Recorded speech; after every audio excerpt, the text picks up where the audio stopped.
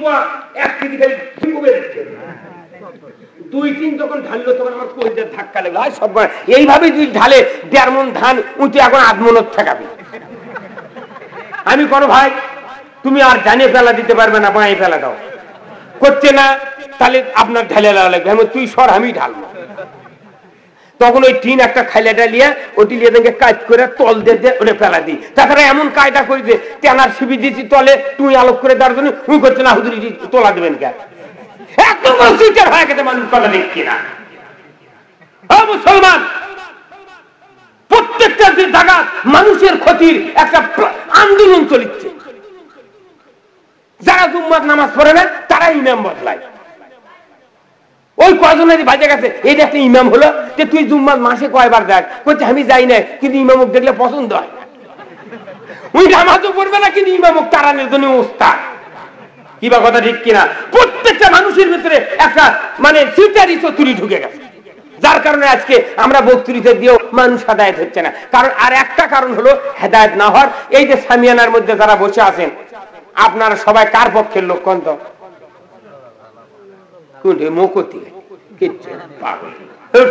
রসুলের সামনে যারা বসেছিলেন, নবী কথা বলেছেন, বনের পাখি আছে ঘাড়ত পরে আছে, মাথাত পরে আছে। কাফেররা বলতে আছে এই লোকগুলো কি পাগল না মরা নাকি? মানুষের গায়ের উপর পাখি পরে আছে, খেদায় না, কিছু করে না। তো না কাফের করছেন, আরে যাতে আছে চোখ লড়াচ্ছে। মুসলমান নবীজি যখন কোরআনের কথা হাদিসের কথা সাহাবাদের সামনে বলতেন, ওই সাহাবারা যখন সামনে বসতেন, আল্লাহর নবীর সামনে যত মানুষ ছিলেন ওই লোকগুলি সব আল্লাহ রসুলের পক্ষের লোক ছিলেন। কথা ঠিক কিনা? ওই জন্য কোরআনের কথা রসুলের হাদিসের কথা শোনার সাথে সাথে কোন মানুষের অন্তরে কোন বিষক্রিয়া পয়দা হয় নাই। কিন্তু আজকের জামানায় মসজিদে যদি 5 কাতার লোক হয়, তাহলে 10 দলের লোক বসে থাকে। হুজুর যদি সঠিক বক্তৃতা দেয়, খালি উটুস পাঠবে ওই হবে, শুনলি হবি। এই সবার তো একই অবস্থা। এই সবার শ্রোতাগুলা হুজুরের পক্ষে, আর গানিমায়ে যত কর্তৃপক্ষ আছে ওরা কর্তৃকের আগে এত টাইম দাঁড়িয়ে নামে দেখ। এটা আমার বাস্তব ধর্মের কথা বলতেছি, কথা ঠিক কিনা? বহু জায়গাতে এইরকম আলোচনা হয়। কোরআনের কথা এখানে হচ্ছে, যারা কর্তৃপক্ষ এই মাহফিল করছেন তাদের বাপ মা যারা কবরে গেছে, এই কোরআনের কথার কারণে তাদের কবরে জান্নাতের আবহাওয়া পৌঁছে দেওয়া হচ্ছে। কারণ এটা একটা সৎকার জারিয়ার কাজ। আপনি জানেন সিনজেন্টা কোম্পানি আছে, কীটনাশকের ঔষধের কোম্পানি। যদি রাইসুন 1 ফাইল ওই পোষা নওগা বিক্রি হয় 400 টাকা দেয়া, যদি 15 টাকা লাভ হয়, 5 টাকা ক্যারিং কস্ট আর 10 টাকা মুনাফা ওই হেড অফিসে যায় না? আপনার যে ফ্যামিলির থেকে যে লোক এই কোরআনের মাহফিলে বসে আছেন, কোরআন শুনছেন, রাসূল বলেছেন, সেটা দেখতে হবে যে ওটা কোন কোম্পানির মাল। এর মূল কোম্পানির মালিক কে? ওই কিসমতুল্লাহ সাহেব না লইমুদ্দি হাজি সাহেব না আহমদ মাওলানা? ওই কোম্পানির 40তম পুরুষ যদি কোন কোরআনের মাহফিলে 1 ঘন্টা বসে, তার কারণে যে মুনাফা দেবে ওই পুরো 14 পুরুষের আমলনামায় লেখা হবে। এই কথা মনে করে যদি আজকে কোরআনের মাহফিলে বেলা মাগরিবের পর এশার পর যদি সব মানুষ আপনারা আসতেন, বক্তাকে আরো 1 ঘন্টা আগে তুলে দিয়ে আপনাদের কিছু চিকিৎসা করা হতো। এটা তো একটা চিকিৎসার জায়গা, এটা একটা ক্লিনিক। কিন্তু আমাদের দেশে ক্লিনিক করে কি আর চিকিৎসা কেন্দ্র করে কি? মানুষ তো ঘুরান যায় না, মানুষ খালি শোনে ঠিক, আমল করে না। আমি আপনাদেরকে বলবো, আমল কয় প্রকার বলতে পারবেন? আমল কয় প্রকার বলতে পারবেন? আমল হলো 2 প্রকার। এক প্রকার হলো ব্যক্তিগত আমল, আর দ্বিতীয় প্রকার হলো সরকারি আমল। আমার দেশে ব্যক্তিগত আমল হলো নামাজ পড়া, নামাজ কায়েম করা, এটা সরকারি আমল। ব্যক্তিগতভাবে নামাজ আদায় করা, দাড়ি টুপি জুব্বা হজ দোয়া দরুদ মিলাদ মাহফিল এইগুলি কোরআন চলে, দেখলে ব্যক্তিগত আমল। কিন্তু সরকারি আমল আছে। ব্যক্তিগত আমল আমার বাংলাদেশের অনেক মুসলমানের 22 ট্রাক হয়ে গেছে, কিন্তু সরকারি আমল 0। আপনি তাহাজ্জুদ পড়ছেন, স্ত্রী বেপরদাত আছে, আপনি পর্দায় উঠালেন, আপনি চুরি বন্ধ করলেন, জানা বন্ধ করলেন, কিন্তু ভাইরা আমার, যদি সরকার কর্তৃক সুদ যদি হারাম করা না হয়, নামাজ তাহাজ্জুদ তাসবিহ তাহলিল পড়ার পরেও সুদের বান্দির টাকা আমার ওই জুব্বার পকেটে উঠতে বাধ্য, কথা ঠিক কিনা? আপনি নামাজের পক্ষে, হজের পক্ষে, টুপির পক্ষে, দাড়ির পক্ষে, কিন্তু সুদ হারামের বিপক্ষে আপনি নেই। কোথায় মুসলমান? এই জন্য আল্লাহ কোরআনে বলছেন যে তোমরা কোরআনের কিছু মানবে, কিছু বাদ দেবে। এটা মুসলমানের জিন্দেগি হতে পারে না। আজকে আমাদের ভেতর তাই। এই যে আমার সামনে যারা বসে আছেন, দেখেন তো রসুলের টিমের সব প্লেয়ার বসে আছেন, মাথার টুপি, মুকুট, দাড়ি, গাওয়াত পাঞ্জাবি, কি সুন্দর সাইজ, মনে হলো সব রসুলের টিমের প্লেয়ার। কিন্তু রসুলের টিমের প্লেয়ারের জার্সি গাওয়াত দিয়া বাড়ির যা কার টিমত খেলেন?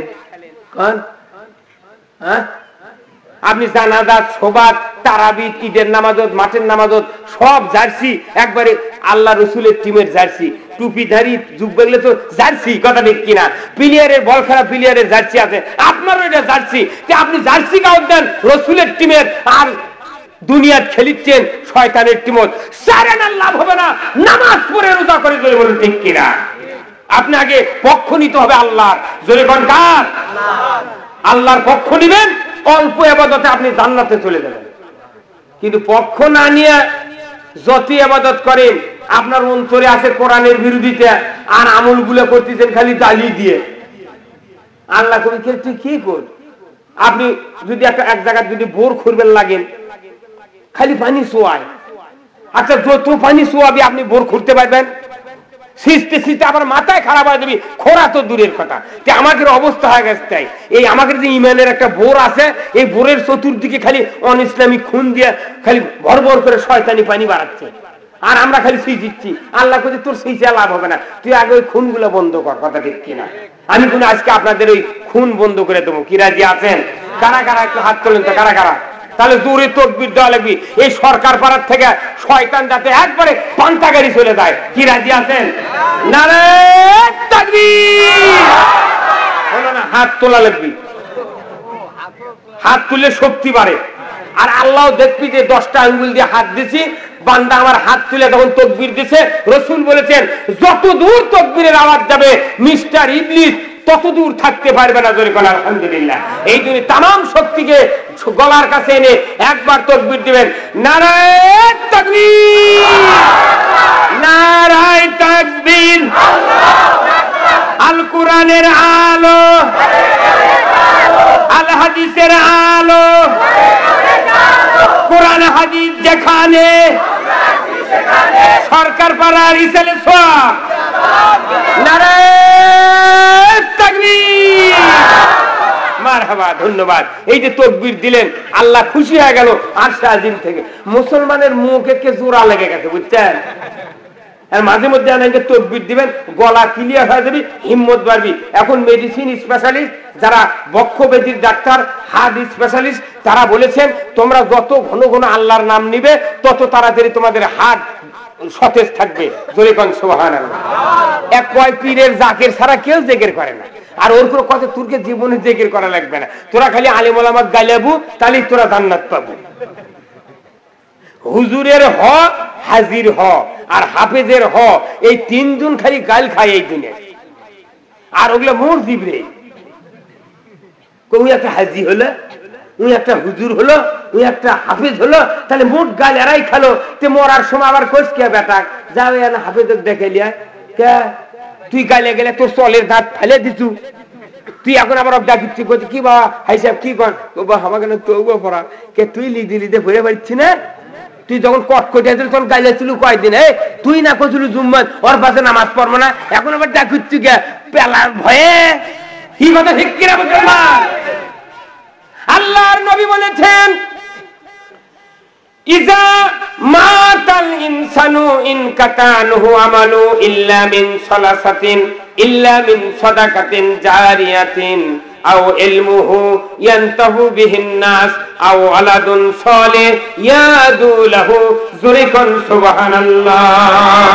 আল্লাহর নবী বলেছেন ও ও দুনিয়ার উম্মতেরা তোমরা শোনো, আমি নবী বলে দিলাম তোমাদের মৃত্যুর পর সমস্ত আমল বন্ধ হয়ে যাবে, তিনটা আমল জারি থাকবে। এক নাম্বার হলো সদকায়ে জারিয়া। যদি কোনো মানুষ পুকুর, পুষ্করণী, টিউবওয়েল, রাস্তাঘাট, মানুষের জনহিতকর কার্যকলাপ, মসজিদ, মাদ্রাসা, কলেজ, ইউনিভার্সিটি, স্কুল যা কিছু আছে মানুষের উপকারের জন্য সৃষ্টি করে, তৈরি করে, আল্লাহর নবী বলেছেন যতদিন ওই দিন জিনিস জারি থাকবে তার আমলনামায় সদকায়ে জারিয়ার সওয়াব লেখা হবে। এই যে চেয়ারম্যান মেম্বারেরা রাস্তাঘাট করে অবশ্য তারা একটা প্রাপ্য পাবি, কিন্তু ওই মাছ আমার যদি মারে টেনে খায় তাহলে কবি ওই ওরকম কি করা লাগে সে আল্লাহ নবীর হাদিস দিয়ে বলেতেছে। কিয়ামতের দিন একদল মানুষের গলার সাথে সিমেন্টের বস্তা, রডের বোঝা, ঘুমের বস্তা এগুলো টাঙ্গিয়ে দিবি। তোর হাইটার বাড়ির ছেলে তোর ফেরেশতা কবি আল্লাহ ইল আবার কি আসবি মানুষ গলার সাথে কে বস্তা কইতে, তোরা তো জানিস না এরা বিশাল নেতা ছিল সমাজের, তুই বস্তা কে করছি, এরা চেয়ারম্যান মেম্বার আছিল, এরা ওগুলো জনগণক না দিয়ে ওরা মারিয়া খাইছিল, সেই জন্য আল্লাহ ওই বস্তাগুলো ফ্রিজে দিল। এখন এই কবর থেকে ওঠার সময় গলার দেশে টাঙ্গিয়ে তুই দুনিয়ার লোক করে মারিয়া খাইছু, কিন্তু কিয়ামতের দিন তামাম বস্তাগুলো গলার সাথে টাঙ্গিয়ে দেওয়া হবে। তারা বলবে আমরা তো রড খাইনি, গুম খাইনি, চাউল খাইনি, এগুলোকে গলার সাথে এই বেটা তুই চাউল খাইছিতে মিলিটারি লাগিয়েছিল চাউল দেওয়ার সময়, কথা ঠিক কিনা? এই যে কয়েকদিন পর কুরবানি আসতেছে, কয়েকদিন পরে 10 তারিখ আমাদের এই বাংলাদেশ না সারা পৃথিবীতে এক দিনে কুরবানি দেওয়া হবে।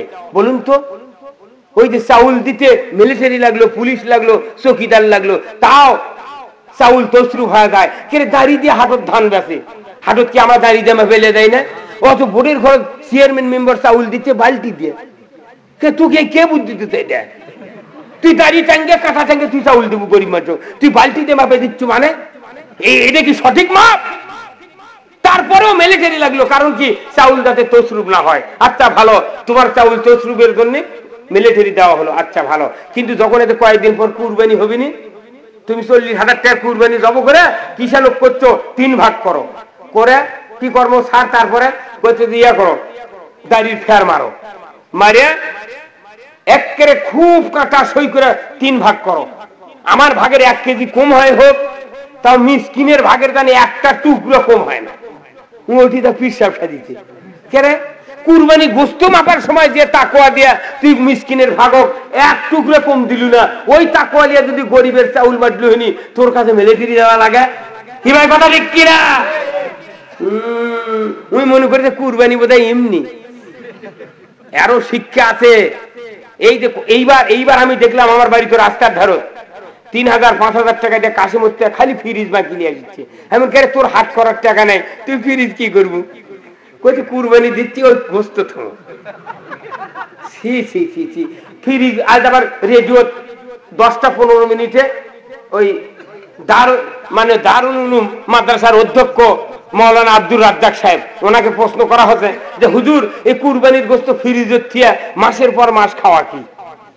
তো ওই ব্যাটাচাল করছে না, যদি মিসকিনের ভাগ দেওয়ার পর আত্মীয়র ভাগ কিছু বিলানের পর তার নিজের ভাগ যদি থিয়া খায় আপত্তি নাই, কিন্তু যদি মিসকিনকে না দেয়, আত্মীয়কে না খিলে উনি যদি সারা বছর ওই ফ্রিজের গোস্ত থিয়া খায় তাহলে এটা পুরো দূষণীয়।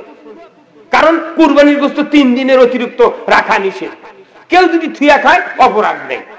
এখন 6 মাস পর বিয়ে গেছে বিয়ের বাড়ি, এখন 11টা-12টার সময় গেছে, 1টার সময় গরুর গোস্ত দিয়ে ভাত এনে দিয়েছে ক্যাট ক্যাট করে। করছে বিয়ে এত তাড়াতাড়ি গোস্ত কোথায় পেলেন? করছে ফ্রিজে ছিল তো। কি মরদ, হ্যাঁ তো তোর হাট করার টাকা তুই ফ্রিজ কি করবি রে?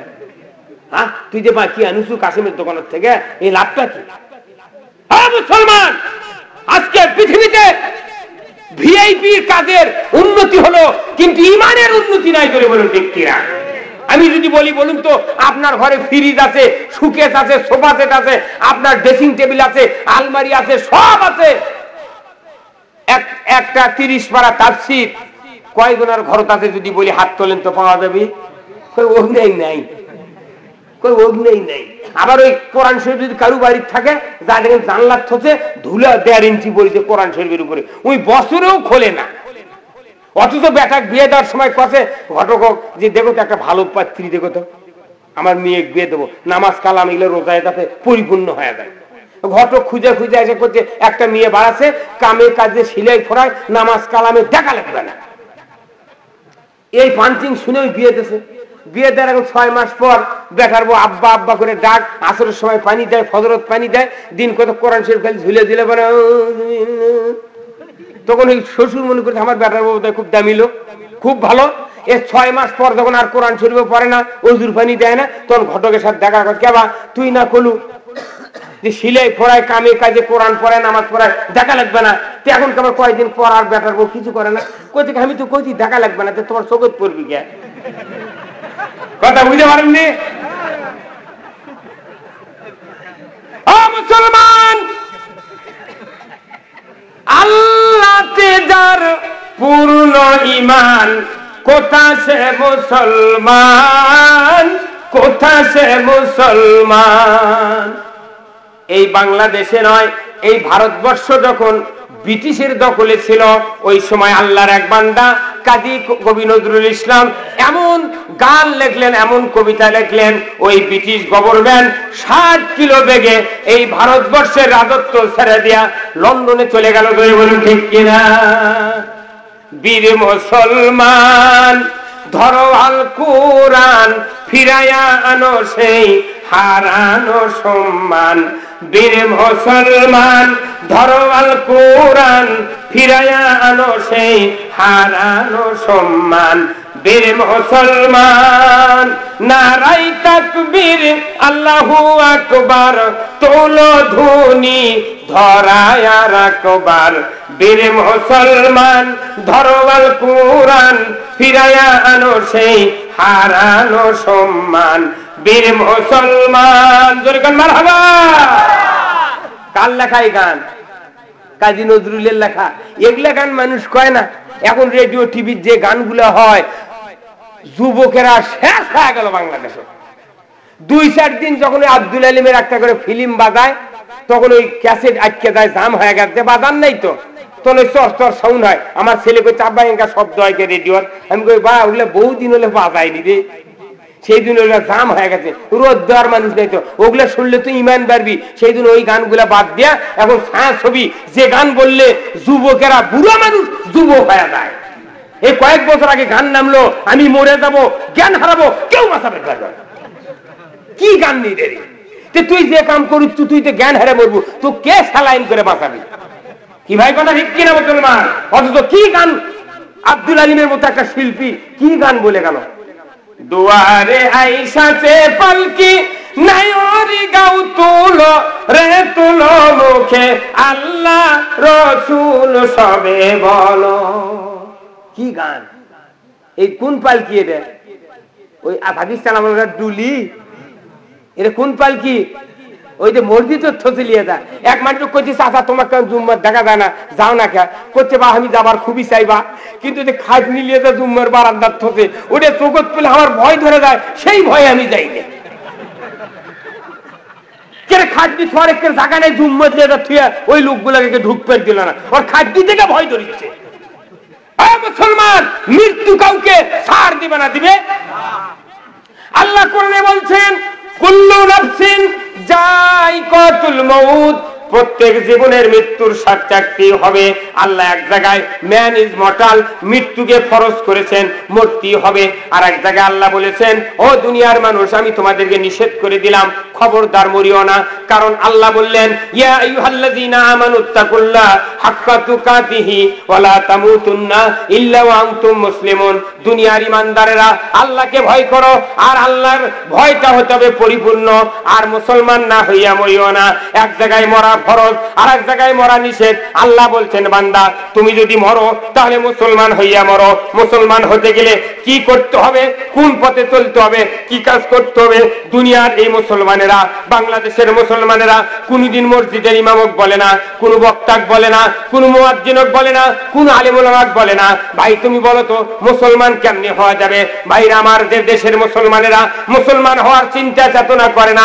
মুসলমান দরুদ জানে না, মুসলমান আত্মায়িত জানে না, মুসলমান দোয়া কুনুত জানে না, মুসলমান সূরা ফাতিহা জানে না, মুসলমান সূরা ইখলাস জানে না, মুসলমান কিছুই বোঝে না। মুসলমান খালি বোঝে কেমন করে জমি লাগান লাগবে, কেমন করে বীজ দেওয়া লাগবে, কেমন করে সংসারে উন্নতি করা লাগবে।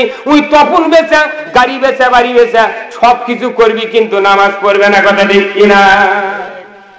কুরবানি কেনার খুব ঝাঁকি আছে। আমি পণ্ডিতপুরে হারত গেছি সেদিন, কুরবানি কেনার জন্য তো হলই না, তো এক লোককে টানা ধরে টেনে নিয়ে যাচ্ছে। আমি ছোটখাটো মানুষ, ওই টানলে আর কি গরম টানালে থেকে পারি? হাটের মধ্যে মানুষ কবি কেন হুজুর টানে টানালে শেখা কি বা কি কোথায় হুজুর দেখেন তো এই বয়লা সিং, এই লাটু সিং, এটা কুরবানি হবি? এমন বারে তুই মাথায় খারাপ করতে, টাকা আছে পকেটত, কোথায় টাকা কি করে? তাহলে এই কথাটা যে কমো, চলবি কি চলবি না, তাহলে টাকার দরকার। একটা ডাক্তার ফাইমক্সিল লেখলি 300 টাকা ভিজিট পায়, তে তোকে হাটের মধ্যে আমি একটা ফতুয়া দেবো এই খালি পয়সায় 100 টাকা সবা দাম, আর 250 দাঁত ভাঙ্গা হলো 20 টাকা 18 টাকা। হ্যাঁ, আর একটা এলাচ 3.5 টাকা, 30 টাকা শ হলো হলদি। তোকে ফ্রি বক্তৃতা দিয়ে ফতুয়া দেবো, টাকা আবার কর ফতুয়া দিচ্ছি করতে। হুজুর টাকা লাগবে না, না কোন বারে? এমন শোন, কুরবানি এটা জায়েজ, যে গরুর শিং ভাঙ্গে গুঁড়ো হয়ে গেছে ওটাও কুরবানি জায়েজ, কিন্তু তুই নামাজ পড়িস করতে ওটা না কম কম, তুই বাড়ির যা পান টাকা, তোর কুরবানি কেনার দরকার নেই। কি বা কথা ঠিক কিনা? আল্লাহ কোরআনে বলছেন, ইন্না সালাত ওয়া নুসুকি ওয়া মাহিয়ায়া মামাতি লিল্লাহি রাব্বিল আলামিন। আমার নামাজ, আমার কুরবানি, আমার বাঁচা, আমার মৃত্যু আল্লাহ রাব্বুল আলামিনের জন্য। তোমার নামাজই আল্লাহর জন্য করনি, তোমাকে কে কত কুরবানি দেওয়া লাগবে?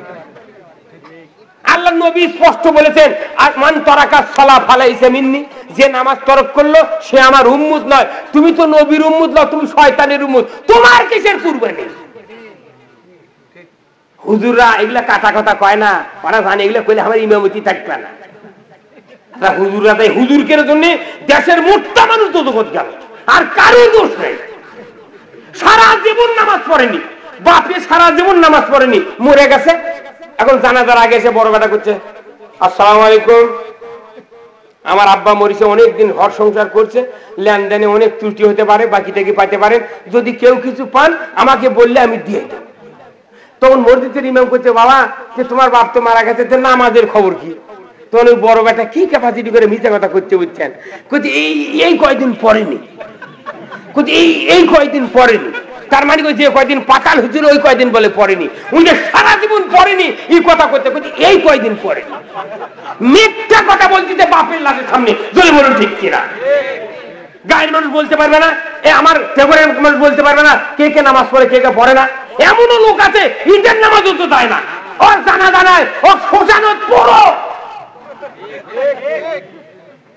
যদি পড়ার কথা না বলবি, রসুল কেন ওই আলকামার মৃত্যুর সময় কেন বললো ওই খড়ি তরি লিয়ায়? কে তুই কালমা পড়ে পারিস না, তাহলে মায়ের কাছে অপরাধ করেছে, মা হচ্ছে না, খড়ি লিয়ায় ওর মায়ের সাক্ষাতে আগুন ধরে দেয়, ও পুড়িয়া ছাই কম। নবী যদি সাহাবী পূর্বের পারে, আর আমাকে না ক্ষতি অত লাগবি কে? আমাকে কয় হুজুর আপনি ইনকা শক্ত কথা কন কে, সাই সুই দিয়ে নামাজ পড়াবেন না কেন? তুই কয় বছর সাই দেবো? তুই একটা ভাঙ্গা টিলের জুত করার বুদ্ধি পাচ্ছু? হ্যাঁ, তুই 14 বিঘা তুমি কিনেছি 1 বিঘা বাবদ পায়, তুই মোটি বুঝিছু, তোকে আবার তেল আন লাগবি। আল্লাহর খুব ঠেকা পড়েছে, তোকে ছাড়া ওই জান্নাতের দরজা খোলা যাবে না, তুই কোনটি যাবো চলে যা, তারপরে ওষুধ আছে আল্লাহর হাতে ধরে বলুন। কি ভাই বেদার হচ্ছেন নাকি? কি বেদার হচ্ছেন ভাইরা আমার? ওই বাপ সামনে শুয়ে আছে, বেটা বলতিছে এই কয়দিন পরেনি। তখন মসজিদের ইমাম বলতিছে, ভাইরে তাহলে তোমার বাপের নামাজের কাফারা দাও। তখন ওই বড় বনায় ভগ্নিপতি দাঁড়িয়ে আছে, কি সিটার দেখেন ভগ্নিপতি, ওই মোট ঢেউ লিবি কোনো খাই মাটি দিয়ে আসিই ওই করছে। শোনেন ভাই, বড় ভাই আপনি কোন কাফারার কি দিবেন? তখন ওই বড় বেটাকে নিজ মুক্তি করছে, আচ্ছা আমার আব্বা তখন নামাজ কিছু কাজা করছেন, তে 1 জেল কোরআন শিল্প ওই চাকল হাফিজা মাদ্রাসার ওই সবাক আমি দিয়ে দেবো। তখন ভগ্নিপতি করছে, আরে কোরআনের দাম দেওয়ার বুদ্ধি নেই, প্রচুর দাম, কি গোয়েন্দাগিরি করি চটি থাকলে জানাজার আগে কিন্তু প্রচুর দাম কোরআনের। আচ্ছা তুমি যখন এক জেল কোরআন দিবে আচ্ছা ওই চাকল মাস সবার দিয়ে দিও, ওই পৌষের 29 তারিখে দিয়ে দিও। আচ্ছা জানাজা করো, ইমাম সাহেব ধরে গেছে। এখন ওই পৌষের 29 তারিখে সভা চাকল না হাবিদে মায়া সাহেব, ওই তখন ওই বাদলাসন থেকে বাড়াছে আইসা ওই সরকার পাড়ার দক্ষিণে ওটি আমার সাদত হাজির জামুর বাড়ি নাই, ওটি আছে একজনের সাথে দেখা, আফজাল ভাইয়ের সাথে দেখা হবে। বলছে হুজুর ওটি বল কোরআন শরীফ পাওয়া যায় হাত দিয়ে। বলছে হ্যাঁ যা দেখেন ওই নিমে দিকে হাফিজ লিয়ে বসে আছে হাত দিয়ে, যখন আদায় করবেন তখন দেখবেন বসে আছে। তখন ওই কোথায় ক্যাঁ কাকেন দাম লেয় বা কোথায় দাম যাই স্যার আপনি দাম দর করেন না, যা চাবি তাই দিয়ে দেয় দিবেন। আপনি বাপের জন্য দিবেন অত দাম করা লাগবে কে? 900 টাকা মন ধান দাম করবেও দিবে না। ওই আদায় শুরু হতে যা দেখে হাত দিয়ে বসে আছে। হুজুর কত দাম? করছে 20 টাকা। তুই আর দাম করে 20 টাকা চাইলে আর দাম করে? ওই জেলে টুয়ে খায়া ফেলে দিয়েছে কোরআন শরীফের করতো পেপার দিয়ে বান্ধে লোক করে লিয়ে বসে ওই এক কোরআন 22 বেচা দিবি ওটি টেবিল। ওই করছে 20 টাকা। তো 20 টাকা দিয়ে কোরআন শরীফ লিয়ে করছে আমার মতো বক্তাক করছে। ভাই হুজুর এই আব্দুর রহমান তার বাপের জন্য এক জেল কোরআন রুহের মাগফিরাতের জন্য দান করলো। আমার মতো হুজুর বলতিছে নারে তাকবীর। আল্লাহ আব্দুর রহমান তার বাপের জন্য এক জেল কোরআন দান করলো, অক্ষর অক্ষরে সওয়াব দেন, আল্লাহ বাপের গুনাহ মাফ করে দেন, আল্লাহ কবর জান্নাত বানায় দেন, আল্লাহ যিনি দান করলেন তার হায়াত দারাজ করে দেন, ক্ষেত খামারে বরকত দেন, আল্লাহ মৃত্যুর আগে রাসূলের দিদার নসিব করে দেন, মক্কা মদিনা সফর না করিয়া মৃত্যু দিবেন না। তোর ওই যে দান করলো 20 টাকার কোরআন, ওই তখন চিন্তা করছে বাপ রে বাপ আমার বাপ সারা জীবন নামাজ পড়লো না, 20 টাকার একটা কোরআন শরীফ দিল, অক্ষর অক্ষরে সওয়াব দিল, বাপ মায়ের কবর জান্নাত, আবার আমার হায়াত দারাজ, আবার ক্ষেত খামারে বরকত, আবার কোথায় নবীর দিদার যাতে হয়, আবার কোথায় মক্কা মদিনা যাতে হজ করে পারে। এই 7টা দোয়া করলো। ব্যথা করে মরার আগে কয়া যাবো জারের মধ্যে ওযু করে পারিনি, এক জেল কোরআনে চাকল না সবার দিয়ে দিছে। এই করে মিথ্যা দোয়া দিয়ে দিয়ে বাংলাদেশের মোটা মানুষ বেনামে বানালো এই হুজুররা বলে বলো ঠিক কিনা? 40 বিঘা ভিউ থেকে বেনামাজি হয়ে মরিছে, ওর 83 লক্ষ টাকা ওর কাফারা, মোট বেশি ওর কাফারা দেওয়া লাগবে। দেওয়ার পরে 4 বেটা 1 বউ বেঁচে আছে, 4 আর একটা 5টা ঝোলা বানান লাগবে সহাত কাবুর করে, আর তল্লার বাসের আগালের লাঠি কাটা লাগবে, যত শুকাবি তত পাতলা হবে। ওই ঝোলালে ভিক্ষা করবি, মানুষের কবি কেন তুই 40 বিঘা ভেড় গারস্থ ভিক্ষা করছে বা কইছে বা আমার বাপ বেনামাজি হয়ে মোট জমি কিনেছিল, মৌতের পর কাপ ফালাই দিয়ে মোট ফুরিয়ে গেছে বা আমরা এখন ভিক্ষা করে খাচ্ছি। একটা বাড়ি যদি ফকির বানানো হয় ওর বাপও নামাজ পড়তে বাধ্য, অত তেলান লাগবি কে? কি ভাই কথা ঠিক কিনা? বাপরে ও নামাজ পড়ে না, হুজুরের ভুল ধরে। মুসলমানের ভিতর এইরকম আচরণ থাকার কারণে আজকে বাংলাদেশে একটা মানুষ বক্তৃতার পক্ষে নাই, শুধু খালি সামিয়ানাত বস থাকে, পরে যা দেখেন আমার গালেতে গালেতে বাড়ি বিলে চলে যায়। মুসলমান কত সহজ নয়। আল্লাহ রাব্বুল আলামিনের হাবিব বলেছেন, ও দুনিয়ার মানুষ তোমরা শোনো, এমন এক জামানা আসবে যে জামানায় অশ্লীলতা, ফাহিশা কাজ, গান বাজনা, থিয়েটার, আল্লাহ রাসূলের বিরোধী কার্যকলাপের জন্য কোনো মাইকিং করা লাগবে না, তোয়াজ করা লাগবে না, ওয়াজ করা লাগবে না। ওই লোকগুলি দলে দলে ওই কাজে শরীক হবে। অথচ ওই সময় কোরআনের কথা, রাসূলের কথা যখন বলা হবে, মাইকিং করা হবে, হ্যান্ডবিল ছাড়া হবে, পোস্টারিং করা হবে, মানুষের কলিজা কোরআনের পক্ষে যাবে না, কোরআনের পক্ষে তো যাবেই না, বরঞ্চ বিষোদ্গার করে কোরআনকে স্তব্ধ করে দিবে। জোরে বলুন ঠিক কিনা? আমি বলতেছিলাম মানুষ মরে যাবে, সমস্ত আমল বন্ধ হয়ে যাবে, 3টা আমল জারি থাকবে। তার ভিতরে 1 নাম্বার বলেছি সদকায়ে জারিয়া, 2 নাম্বার হলো এমন ইলম আপনি অর্জন করলেন, মানুষের কাছে পৌঁছায় দিলেন, বাল্লিগু আন্নি ওয়ালাউ আয়াতান। রাসূল বলেছেন একটা কথাও যদি তুমি আল্লাহর পক্ষে বলো, একটা কথাও যদি তুমি আল্লাহর পক্ষে জানো, মানুষকে পৌঁছায় দাও। এই ইলম দিয়ে যদি মানুষ উপকার পায়, জান্নাত জাহান্নাম আল্লাহ রাসূল চেনে, ওই ব্যক্তি আবার দাওয়াত দিল, এমনি করে করে যদি কিয়ামত পর্যন্ত এই দাওয়াতের কাজ যদি চালু হতে থাকে, আমার ভাইরা নবীজি বলেছেন যেদিন পূর্ব মুহূর্তে ওই প্রথম ব্যক্তি যখন সদকায়ে জারিয়ার এই ইলমের প্রচার শুরু করেছিল, যত মানুষ কিয়ামত পর্যন্ত এই কাজ করবে, সমস্ত মানুষের আমলের থেকে ওই ব্যক্তির আমলনামায় সওয়াব লেখা হবে, লেখা হবে। এইবার তৃতীয় নাম্বার হলো আও ওয়ালাদুন সালিয়াদু লাহু, যদি নেক সন্তান আপনি রেখে যেতে পারেন, একজন হাফেজ সাহেব আলেম, একজন জ্ঞানী লোককারী সাহেব, একজন ইমানদার মুত্তাকি পরহেজগার সন্তান যদি আপনি পৃথিবীর জমিনে যদি রেখে যেতে পারেন, ওই সন্তান যদি আপনার পিতা আপনি মারা যাওয়ার পর আপনার কবরের পাশে দাঁড়িয়ে সূরা ফাতিহার একটা আয়াত তেলাওয়াত করলো, সূরা মুলক, সূরা ইয়াসিন, সূরা হাসর এমনি করে তেলাওয়াত করে যদি আল্লাহর বান্দা যদি পিতার কবরের পাশে মায়ের কবরের পাশে দাঁড়িয়ে দুহাত আকাশের দিকে উঠায়া আল্লাহ রাব্বুল আলামিনকে যদি বলে আল্লাহ রব্বিরহামহুমা কামা রাব্বায়ানি সগীরা, নবীজি বলেছেন একবার একটা সূরা ফাতিহার আয়াত পড়ার কারণে ওই বান্দা বান্দির ওই কবরের আযাব 40 বছরের জন্য মাফ হয়ে যায়। আপনি এই সন্তান কি বানাছেন? খালি পাতারও ভেউকি নিচ্ছেন, 40 বিঘা 22 বিঘা পাতার থাকবে, ঢিপ বসাচ্ছেন, করিয়া নিচ্ছেন, কত কি করতেছেন।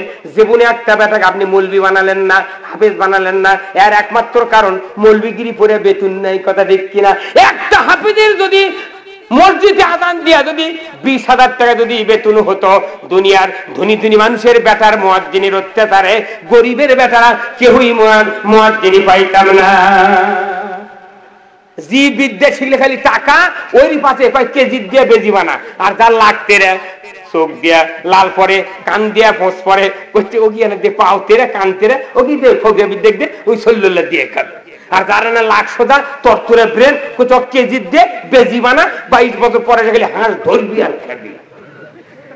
আর যদি একটা মিলিটারি হয়, এসপি হয়, বড় হাইফাই অফিসার হয়, তুই তোর খালি কলার ঝোঁকায় বেটা বুঝতে কথা কই। আর মৌলবীর কোন দাম নেই। একটা মুয়াজ্জিনের 25,000 টাকা বেতন হোক, একটা মৌলবীর 22,000 টাকা বেতন হোক, ওর বাপও মাদ্রাসা পড়াবে। এই যে আফজাল ভাই যতদিন আগে ফাজিল পাস করেছে, উনি তো 2 কোটি টাকার মালিক হওয়া লাগবে, যা দেখেন ওর বেতনই ধরেন। আর ওর বেকার বয়স তাই 40,000 টাকা মাঠে চাকরি করছে। কি কথা ঠিক কিনা? মুসলমান কেন মৌলবিগিরি ওই জন্যই বেতন দিচ্ছে না সরকার। ওই ব্রিটিশের থেকে এই সুন্নতজারি ওরা এমন আইন করে গেছে, মৌলবিরা ভিক্ষার ঝোলালিয়া ঘুরবি, ওর কে হাড়ের মধ্যে মজ্জা থাকবে না, বউ কাপড় পাবে না, মেক্সি পাবে না, প্যারাশুট পাবে না, গায়ে গন্ধে ভূত দৌড় মারবি, ওই বউকে তালাক দিবি, মারামারি খুনাখুনি হুজুরকের মধ্যে হবি। এখন যারা অহুজুর তারা খালি ভিআইপি বাড়ি গাড়ি ট্যাক্সি নিয়ে খালি খালি সেই রকম মৌজ করবি। আজকে পৃথিবীর অবস্থা তাই হয় যায়নি কোন? হ্যাঁ, একটা মসজিদের ইমাম 4 টাকা বেতন দিয়ে হুজুর কে এতই টাকা লাগে কেরে? মুক্তাদি তুমি গরুর গোস্ত খায় খিলেল করছে, ইমামের কাছে যা খালি খিলেল করছে। ইমাম করছে হুজুর কিটা ভাত খাবেন? ধনী মানুষ মুক্তাদি করছে ভাই গরুর গোস্ত দিয়ে ভাত খেতে। আর ওই ইমাম খাচ্ছে আনাজ ভর্তা, ওই তারিখাটা খিলেল করছে। তুই কেজি কেজি গোস্ত খাচ্ছ, কলা খাচ্ছ, পেঁয়াজি বুন্দা খাচ্ছ, খুরমা তোর গাল ছবিটা পড়ে যাচ্ছে। মসজিদের ইমাম 1 মাস রোজা করলো, প্রতি মুক্তাদি যদি 250 গ্রাম বুট কিনে দেয়, ওর গাড়ি এনে বুট নিয়ে দেওয়া লাগবে। কি ভাই কথা ঠিক কিনা? কিন্তু মসজিদের ইমামও বুট দিচ্ছে না। এখন হাফ কেজি গুড় হাফ কেজি বুট কিনে বাড়ি দিয়েছে ইমাম, খতম তারাবি লেছে। এখন 23 তারিখে বাড়িতে গেছে না বিকেলে দেখা করার জন্য, বইয়ে করছে 7টার বাপ আমার বোটও নাই গরুও নাই, কি দিয়ে আমি রোজা কর্ম করছে। পারে 27 তারিখ ছাড়া তো বেতন পাওয়া যাবে না, এই 2 দিন কষ্ট করে চলো। এখন করছে না এই কুশারে কোন না খেলে আমি আঁচের মধ্যে ভাত পাক করি, শরীর চড়া হয়ে যাবে, আমি মর্ম, তোমার সাথে বিয়ে হবে, তুমি আমাকে শরবত দিয়ে পারবে না, এর কথা হলো। উনি তখন তারাবি দল তখন সুরে কেরাত পায় সেজদার যা কিসের সুবহানা রাব্বিয়াল আলা, উনি কইতে বোট না কুশারে গোর, বোট না কুশারে গোর, এটাই করতে দাঁড়া দেখেন আপনি দেখেন। মুসলমান লক্ষপতির কোটি কোটি টাকার মালিকের ইমাম যদি এইরকম পরিস্থিতি হয়, সেটা যে ইসলামের উন্নতি হতে পারে না, পারে না কথা ঠিক কিনা? আজকে অবস্থা এই দাঁড়াচ্ছে, হুজুর করে খালি ফকির নিবেন জানেন আপনি। আমি ওই জন্য বলেছি এই হুজুরের গোষ্ঠী আমরা এত খারাপ হয়ে গেছি, কেরে ফ্রি জিনিসগুলো দিয়ে এর কেরে দাম নেই। আমার আব্বাকে আমি বলছিলাম, আব্বা আপনার 103 বছর বয়স, আপনি অনেক বয়স, আপনার সঙ্গে আমি 10 বছর বক্তৃতা করলাম, আপনি 6 আনা করে মিলাদ পড়ালেন কে? এ বুদ্ধি দিছিল কি আপনার? তুই করছে বা ওই দেশে মানুষ কয় ওই মুন্সিকের এত হাই ফাই লয়, তুমি দাড়ির তেল দিও না, সিরে তালি দাও, ফিরাম গাছ দাও, তোমার কাছে দুনিয়া দেনি করা লাগবি। অথচ আব্বার বেটার বয়সে তাই 60 বিঘা ভেউ কিনছি, আর ওই হুজুর বুদ্ধি দিছে তোমার এগুলো দুনিয়াদারি করো না, ওই হাটত যা মাসি হাটি দিয়েছে 6 আনার টাকা 4 আনা, আর এক হাটি নেবেন হুজুর 2 আনা, কিন্তু 1 কোটি বছর ওর হায়াত হলে ওই 4 আনা গোছাতে পারবে না। কি ভাই কথা ঠিক কিনা? আমার যদি 100 কোটি টাকা যদি থাকতো তাহলে আমি একটা বাংলাদেশে টিভির চ্যানেল খুলে আমার বক্তৃতা বিশ্বকে শুনতাম, কথা ঠিক কিনা? হুজুর করে দাড়ি টুপি জুব্বা সব আছে, টাকা না থাকার কারণে একটা চিকাও পাশে ঘরে না, আর সারা জীবন নামাজ পড়ে না, সুদে করে টাকা লাগায়, অন্যায় অবিচার করে। এমন একটা টাকা আলা লোক যদি এই চাকমা গাঁও ঢোকে ওর পাশে 22 জন সিরিয়াল নেয়। ব্রিটিশ সরকার জানে যে হুজুর করে টাকা দেওয়া হবে না, তাহলে টাকা দিলে ওরা মাথা মারবে আমাদের উপর, ওরা খালি ভিক্ষার ঝোলা দিয়ে। তো ওই দিন মাদ্রাসার আগে বেতনে চিনে 4 মাস 6 মাস পর বেতনটা অর্ধেক, এই লেখা তোরা চলে চলে চলে। মুসলমান, আজকে মুসলমানের দুরবস্থার একমাত্র কারণ একজন নামাজি আর একজন নামাজির উন্নতির ব্যাপারে আমরা চিন্তা করি না। একজন আলিম অর্থ ব্যবসা জানে না, নামাজ কালামের ফতুয়া জানে কিন্তু অর্থ জানে না। আর একজন লোক নামাজ পড়ে না, সুদে করে টাকা লেগে কেমনি ধনী হয়ে যাবি, এই বুদ্ধি ওর আছে। ঠিক কথা ঠিক কিনা? এই জন্য নামাজের সাথে কোরআনের সাথে আপনাকে অর্থনৈতিক ব্যবসাও জানতে হবে। আপনি ব্যবসা করে লক্ষপতি হওয়ার কি, হুজুর যদি ধনী হয় ওই সমাজের মানুষগুলি হুজুরের পাশে লাইন দিবি।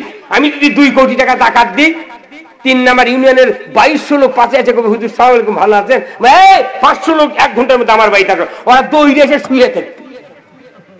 কি বা কথা ঠিক কিনা? জানেন এর দরকার আছে এর টাকা। রসুল এই কোরআন শরীফ পড়ে দেখেন 4-5 পর পর খালি টাকারই গপ্প। আবার হয়তো কোন হুজুর টাকা লিখবি কি, আল্লাহ কোরআন কথা টাকা ছাড়া জান্নাত নাই নাই নাই। আপনি জান্নাতে যাবেন টাকা দেন, আল্লাহ কোরআন কথা কি ভাই কয়নি? আবার কথা হুজুরকে বক্তৃতা করবি তো চুক্তি করবি কে?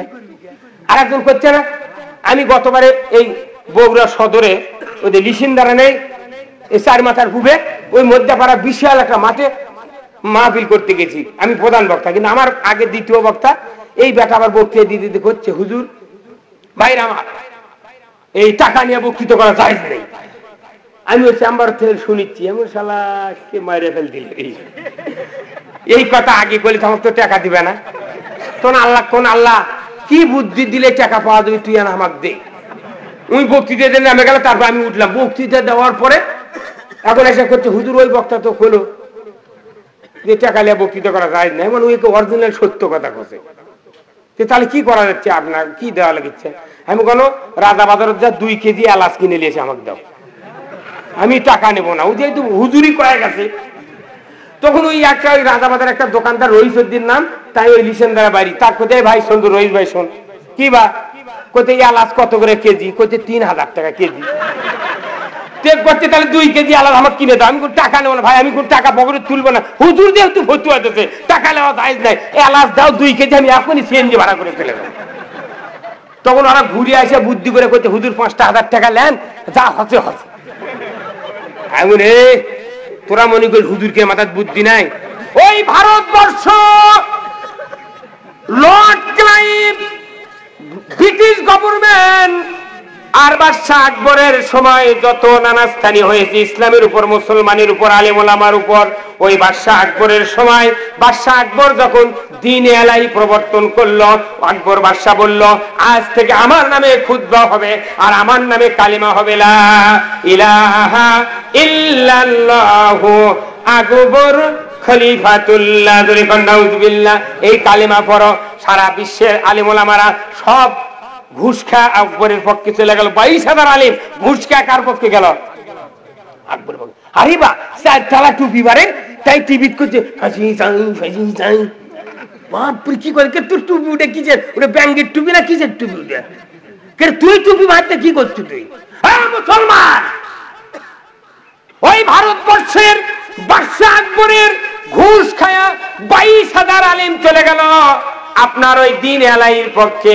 আর একজন আলিম মুজাদ্দিদ আল ফিসানি রহমাতুল্লাহ আলাইহি উনি বললেন, বাদশাহ আকবর রে, আল্লাহর দ্বীনের সাথে বিরোধিতা করো না, আল্লাহর দ্বীনের বিপক্ষে যায় না, আল্লাহ যেদিন তোমাকে ধরবে ওই দিন তুমি নিস্তার পাবে না। যদি বলুন ঠিক কিনা? বাদশাহ আকবর তার লোকজন দিয়া, সৈন্য সামন্ত দিয়া মুজাদ্দিদ আল পেছানিকে গ্রেফতার করে জেলখানায় ভরালো।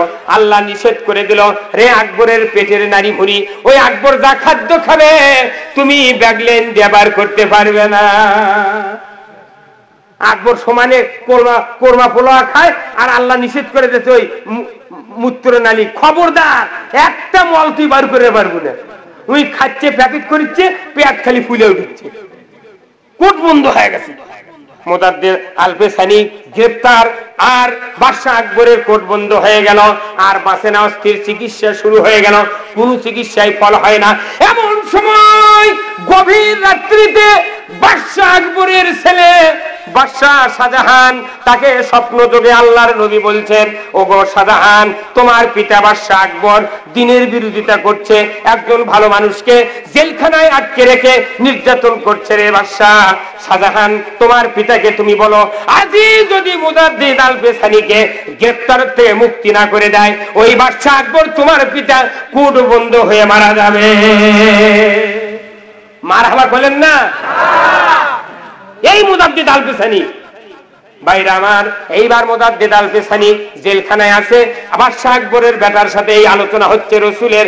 আল্লাহর বান্দা শাহজাহান বাদশাহ আকবর পিতাকে বলল, আব্বা জান, আপনি তাড়াতাড়ি করে মুক্তি দিয়ে দেন ওই মুজাদ্দিদ আল পেছানিকে, তাছাড়া আপনার এই অসুস্থতা দূর হবে না। মুজাদ্দিদ আল পেছানিকে মুক্তি দিয়ে দিল। এরপরে বাদশাহ শাহজাহান যখন সিংহাসনে সমাসীন হলো, এইবার শাহজাহানের একটা কন্যার নাম হলো রুকসানা। এই রুকসানা দ্বিতীয় স্বামী, প্রথম স্বামী যখন ডাইভোর্স করলো, এই রুকসানা 86 বছর বয়সের ওই মুজাদ্দিদ আল পেছানির সাথে বিবাহ হয়েছিল, তাকে নিকাহ করেছিল। রুকসানাকে জিজ্ঞাসা করলো মুজাদ্দিদ আল পেছানি, ওগো রুকসানা, তোমার একটা পরিত্যক্তা স্বামীর থেকে আমার সাথে বিবাহ করার পর তোমার দাম্পত্য জীবন কেমন টিকসই হচ্ছে? রুকসানা বলেছে, 40 বছরের যুবকের সাথে আমার বিবাহ করার পর আমার যে জীবনের যৌবনের স্বাদ আমি পাইছিলাম, তার চেয়ে কোটি কোটি গুণ স্বাদ আমি আপনার সাথে পাইছি। ধরে কোন মারহাবা। ও মুসলমান, মুজাদ্দিদ আল পেছানি রহমাতুল্লাহ আলাইহি যখন বিরুদ্ধে দাঁড়িয়ে গেল আকবরের, এরপরে একটা হুজুর মুজাদ্দিদ আল পেছানির পক্ষ নিল। এইবার মুজাদ্দিদ আল পেছানির পক্ষ যখন নেওয়া শুরু হলো, তখন দেখা গেল ওই হুজুরকে আবার তলব করা হলো, এই হুজুর, তুমি আমার রাজকার্যে এসো, তোমার সাথে কথা আছে। কেন তুমি তার সাথে যোগ দিলে? হুজুর চলে গেল। যা বলল, আব্বা শাহ আকবর বলল, ওগো হুজুর, আমি একটা নাটক করব, নাটক মঞ্চস্থ করব। এই নাটক হবে, নাটকের নাম হলে মুহাম্মদ, আর এই মুহাম্মাদের নাটক আমি মঞ্চস্থ করব বাদশাহ আকবরের সামনে। ওই হুজুর বলল, হুজুর, ওগো বাদশাহ নামদার আকবর, আপনি দিনে আলাই তৈরি করেছেন, রসুলের বিরুদ্ধে কথা বলছেন, আপনি খবরদার নবীর নামে আপনি নাটক করবেন না, আপনাকে অনুরোধ করছি। কিন্তু দেখা গেল রাজার হুকুম তাজা। রাজার হুকুম কি? রাজার হাল স্বর্গ দিয়ে যায়। ওই হুজুরের খাওয়া বাজিছে, ওই মালটোফা হুজুরের, আটা মুন্সির খাওয়া বাজিছে, হুজুরক থামাই। বাদশাহ আকবর বলল, রে হুজুর, তাহলে তুমি চলে যাও, আমি নাটক করবই। পাকিস্তান আমলে নাটক হয়নি, দেখেন ড্রামা। ওই যে সেন্টটা নিচ্ছিল কালো কাপড়, এই গ্রামের নূর মোহাম্মদ আছেন, ইয়াকুব মাস্টার ভাই, নাম কি? ইব্রাহিম। বাদশাহ হাই স্কুলে নাটক করছিল, আমি তখন 7-এর ছাত্র। সেই রকম পাঠ ওই বাদশাহ শাহজাহান আকবরের এগুলো বিশাল পাঠ করতেছিল এই নূর মোহাম্মদ ভাই। তখন ওই এই বই ওটি হচ্ছে, বাদশাহ আকবর সাজিছে। এখন মোহাম্মদের নামে নাটক বাদশাহ আকবর করেই ফেলে দিবি। তখন ওই হুজুর বিকেল বেলা, আগেকার ওই বাদশাহী নামদার ওই মূলবিকের কোন জুতো আসছিল, শাহী জুতো, ওই মাথা কি চোখা আর জরির পোশাক, এই পোশাক গায়ে দিয়ে জুতো পাত দেয়। হুজুর তখন ওই তবার থেকে যাচ্ছে, মানে ওই বাদশার দরবারে যাচ্ছে। তখন ওই বাদশাহ আকবর ওই উজিরক করছে, টোটার মলক করছে, কেরে এই হুজুর কেমন এক্ষুনি বিরোধিতা করে গেল, আবার কেমন এই দিকে আসছে, ব্যাপার কি? কোথায় আসুক তো, দেখা যাক কি হয়। তোর হুজুর এসে বাদশাহ আকবর সালাম আলাইকুম, আসসালামু আলাইকুম। তোর সালাম নিছে, কি হুজুর কি জন্য আসলেন? বলছি যে আপনি তো নাটক বন্ধ করলেন না, তাই আমি শুনতে আসলাম যে নাটকটা কি পরিস্থিতি হচ্ছে। তোর আচ্ছা তাহলে আরেকবার হ্যান্ডশিপ হোক। তোর বলছে হ্যান্ডশিপ হচ্ছে, তোর বলছে আচ্ছা তাহলে কি বলেন? বলছে যে আচ্ছা আপনি তো মোহাম্মদের নাটক করবেন, তাহলে কে কোন পাঠ নিল এটা তো দেখা লাগবে। আপনি হয়তো নাও জানতে পারেন প্লেয়ার কয়টা ছিল ওই সময়। তোর কাছে হ্যাঁ এটা তো কথা ঠিক, তাহলে হুজুর আরেকবার হ্যান্ডশিপ হোক। 3বার হ্যান্ডশিপ করার পর সিয়ারে বসে দিয়ে করছে, এখন কোন বলছে মোহাম্মদের নামে নাটক করলে তাহলে কে কি পাঠ লেছে না কোন? বলছে যে টোটার মল ইমাস আবু বকর, আর মিয়া টানছে নিয়ে হচ্ছে উমর ফারুক, আর এগুলো দিয়ে এই উমুক উমুক পাঠ আছে। তখন হুজুর করছে আচ্ছা এতগুলা সাহাবীর পাঠ লেছে ভালো, তে আবু জেহেল কো? মারহাবা করছে যদি মুহাম্মাদের নাটক করেন তাহলে আবু জেহেলের ভূমিকা যদি না থাকে তাহলে বইয়ের তো অর্ধেকই নাই। তখন করছে আর একবার হানছিব, ভালো একটা ভুল ধরে দিয়েছে। তখন করছে তাহলে আপনার একটা প্লেয়ার আবু বকরের নাম বাদ দিয়ে ওকে আবু জেহেল বানান, টোটার মলক। তখন করছে টোটার মল তুমি ইয়ে করো, আবু বকরের পাঠ বাদ দাও, তুমি আবু জেহেলের পাঠ লাও। করছে আমি হিন্দু আছি তাই থাকবো, আবু জেহেলের পাঠ আমি নিতে রাখি। তখন মিয়া টানছে কথা তুমি লাও, করছে আপনার চাকরি ছাড়া দেবো তো আমি ইডি নেই, আবু জেহেলের পাঠ কেন নেবো, সারা যেমন দুনিয়ার মানুষ গালে। কি কথা ঠিক কিনা? এ হ্যাঁ তখন করছে কি কেউ আর স্বীকার হয়নি। তখন ওই হুজুর করছে বাদশা নাম না, আপনি যদি অনুমতি দেন আমি নিজে আবু জেহেলের পাঠ করবো। তখন করছে আর একবার হ্যান্ডশিপ হোক। কয়বার হলে হ্যান্ডশিপ? 5 বার। তখন আবু জেহেল নিজে ওই হুজুর তখন নিজে আবু জেহেল সাজিয়েছে। এখন বই মঞ্চস্থ হাজার হাজার দর্শক বসে গেছে ফিল্টার। এখন মঞ্চ বানে সেন্টটা নিচে কালো কাপড় পর্দা দিয়ে বন্ধ হয়ে গেছে, বাইরে থেকে সিয়ার নিয়েছে এদিকে থুয়ে। আর বাদশা আকবর মুহাম্মাদের পাঠ লেছে, তাহলে মুহাম্মদ সাল্লাল্লাহু আলাইহি ওয়াসাল্লাম যে ভূমিকা করেছে ওই ভূমিকাই তো বাদশা আকবরের করা লাগবে। এখন ওই চেনটা নিচে সিয়ার থেকে বাদশা আকবর চেন টান দেওয়ার সাথে সাথে ধাম করে এসে দাঁড়াছে, দাঁড়া বলতেছে ইয়া আইয়ুহান নাস, নবী যা কথা তাই বলা লাগবে তো, মুহাম্মাদের পাঠ করিচ্ছে যে। আর ওই হুজুর তখন আবু জেহেলের পাঠ লেছে, ওই তখন যুব্ব খুলিছে, খুলে মাল কাঁচা মারিছে, আর এত বড় একটা ঘুষে লাঠি নিছে, দিয়ে ওই দুয়ারত খালি টপ গাচ্ছে। মানে মুহাম্মাদেরই বক্তৃতা আরম্ভ করবি আর আবু জেহেল ওটি কি করা লাগবে? হ্যাঁ ওই তারই প্রস্তুতি নিচ্ছে। এখন ওই মুহাম্মদ ইয়া আইয়ুহান নাস, হে মানুষ সকল, লা ইলাহা ইল্লাল্লাহ তুফলিহুন, হে মানুষ সকল তোমরা যদি মুক্তি পেতে চাও, নাজাত পেতে চাও, তাহলে কালিমা পড়ে নাও লা ইলাহা ইল্লাল্লাহু মুহাম্মাদুর রাসূলুল্লাহ। এই বক্তৃতা যখন বাদশা আকবর মুহাম্মাদের পাঠ লিয়া যখন শুরু করেছে, তখন আবু জেহেল লোক করে থাকে উনি দৌড়ে এসে লাঠিলে মারছে কান্দত বাড়ি, হ্যাক করে বাড়ি মারছে। ভাই বেটা হুজুর তুমি আমাকে মারো কে?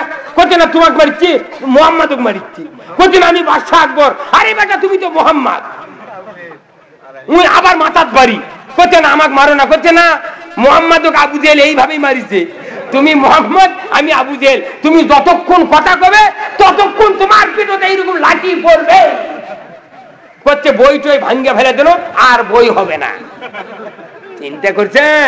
ওই হুজুরক তখন ধরে বলতেছে তোমার ধ্যান পরীক্ষা হবে আজকে, বলো করো পরীক্ষা, তুমি যা ধরবে আমি আল্লাহর তরফ থেকে উত্তর দিয়ে দেবো।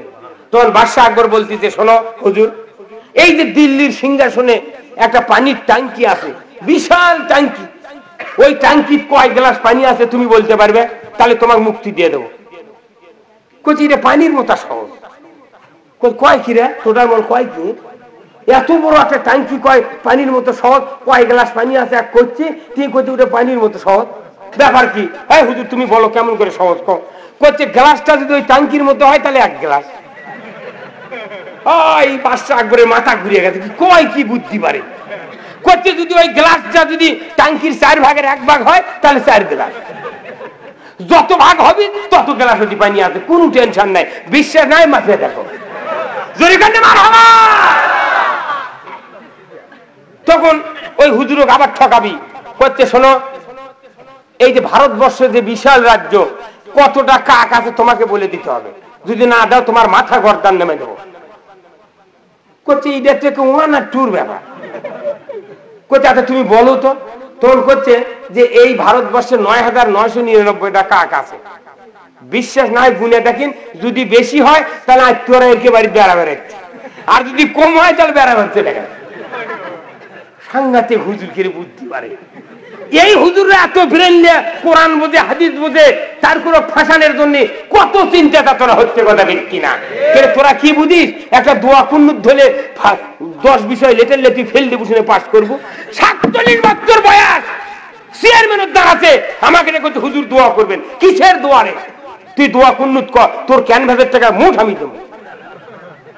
করছে যে হুজুর 3 মাস টাইম দেওয়া লাগবে, বয়স 47, ওই দোয়া কুন্নুতের 3 মাস টাইম দেওয়া লাগবে। তুই দোয়া কুন্নুত জানিস তুই কিসের নেতা? এই একটা দোয়া কুনুত শিখতে 15,000 টাকা যদি 1 মাসে প্রাইভেট পড়ার লাগে, 3 মাস যদি টাইম লাগে, 45,000 খালি দোয়া কুন্নুত গেল। আর মশলা কোনটি? তুই যে কচু কুলু আল্লাহ হাত ইলা দুলা কুফুন হাত সিধা কোনটি যাচ্ছে?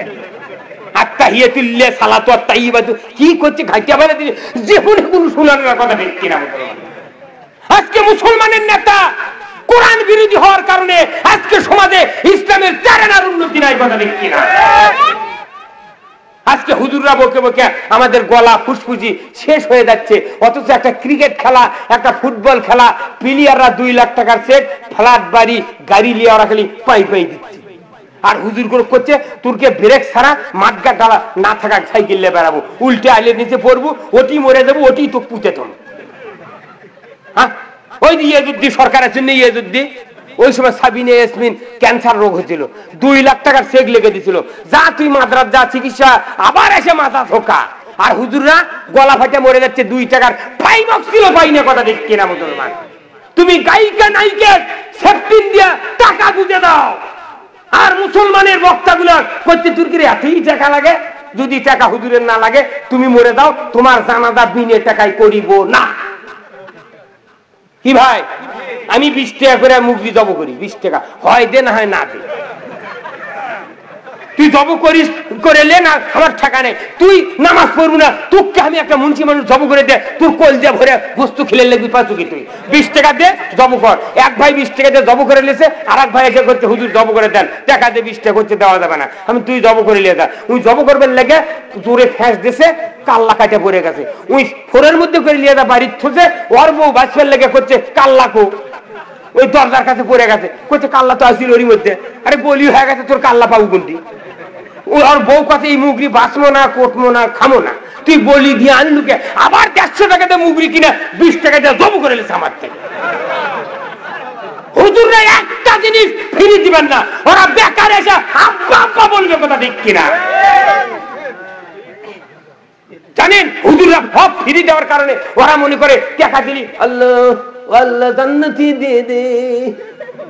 কিসের জান্নাত? জানাজার থারা হবো, দোয়া কমো না, কিছু কমো না, একটা মুর্দা কবর থেকে উঠবে না, একটা মুক্তাদি জানা করে জানাজার সময় দোয়া কবার পারে না, খালি ওই ইমাম করছে হুজুর একটু দোয়া করেন। হ্যাঁ, এক জানাজার নিয়তি হুজুররাই জানে না, খালি করছে বাংলা নিয়ত করো। এই জানাজার নামাজ ফরজে কাবা 4 তাকবীর সহিত কিবলামুখী হয়ে এই ইমামের পেছনে পড়তেছি, এটা নিয়ত হলো না, কারণ আর দোয়াউলি হাজাল মাইয়াতি বলা লাগবে। এই মাইয়াতের উদ্দেশ্যে দোয়া বাংলা নিয়ত একটা ইমাম বলে না, কথা ঠিক কিনা? এইভাবে যদি বাংলা নিয়ত করা হয় তোমার রুহু চারানার দোয়া পাবে না, কথা ঠিক কিনা? যে কায়দার মধ্যে সেই কায়দার নিয়ত দিয়ে আল্লাহু আকবার, একটা দোয়া আমি পড়ি না জানাজার সময়।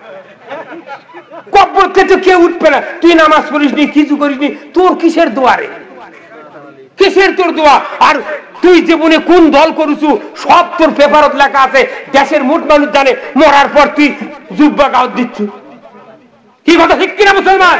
এই যে মরার পর মুর্দারা কি খিলকা দেয় না, বিনে শিলের জুব্বা, জানেন? এই জুব্বা তুই বাঁচে থাকতে তুই tie coat pant shirt tight fitting ফিন্ডা তুই খালি মসমস করে গেলু, মরার পর তুই আবার কিসের জার্সি গাওয়াত দিচ্ছ?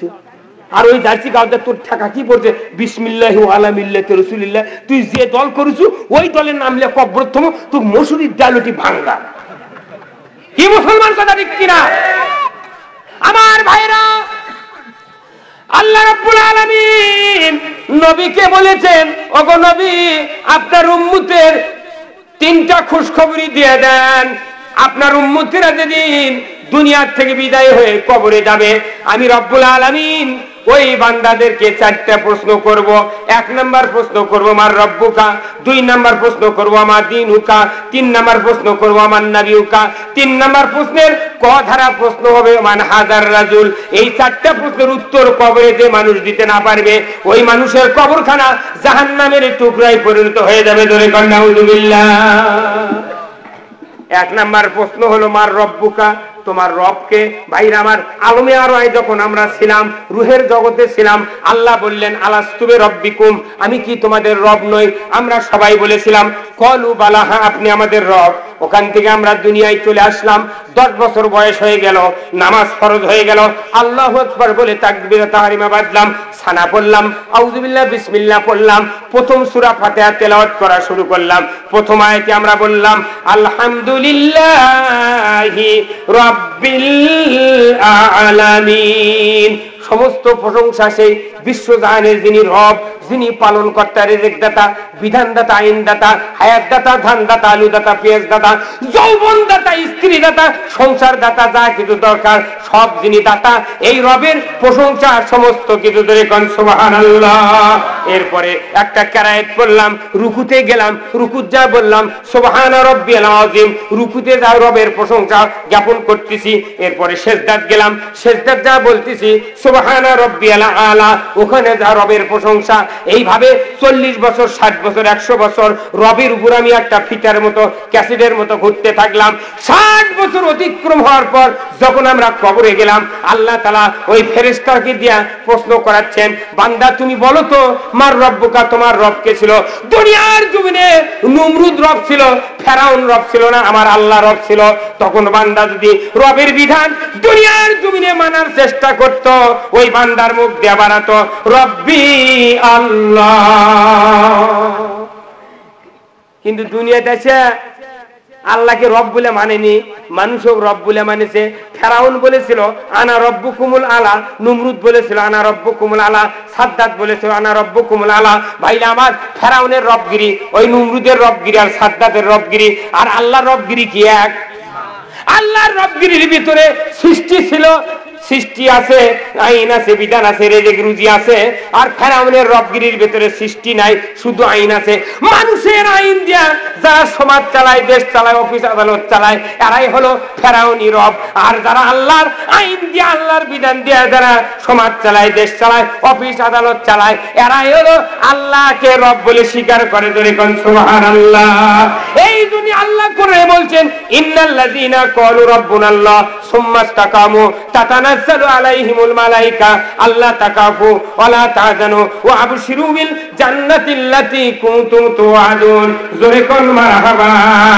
আল্লাহ বলেছেন, ও দুনিয়ার মানুষেরা, তোমাদের ভিতরে নিশ্চয় যারা আমি আল্লাহ আমাকে রব বলে স্বীকার করবে এবং রবের বিধানের উপর ইস্তেকামাত থাকবে, আমি রব্বুল আলামিন আসমান থেকে রহমতের ফেরেশতা তাদের জন্য আমি নাজিল করে দেব। আল্লাহকে রব বলে স্বীকার করা লাগবে। আল্লাহকে আল্লাহ বলে স্বীকার করার লোকের অভাব। এটি যদি কোনো মানুষ 1 কোটি বার আল্লাহর নামের জিকির করে, কোনো বিরোধিতা হবে না। কিন্তু একজন মানুষ যদি আল্লাহকে যদি আইনদাতা, বিধানদাতা বলে, ওই মানুষের উপর জুলুম আসবে, নির্যাতন আসবে। ধরে বলুন ঠিক কিনা?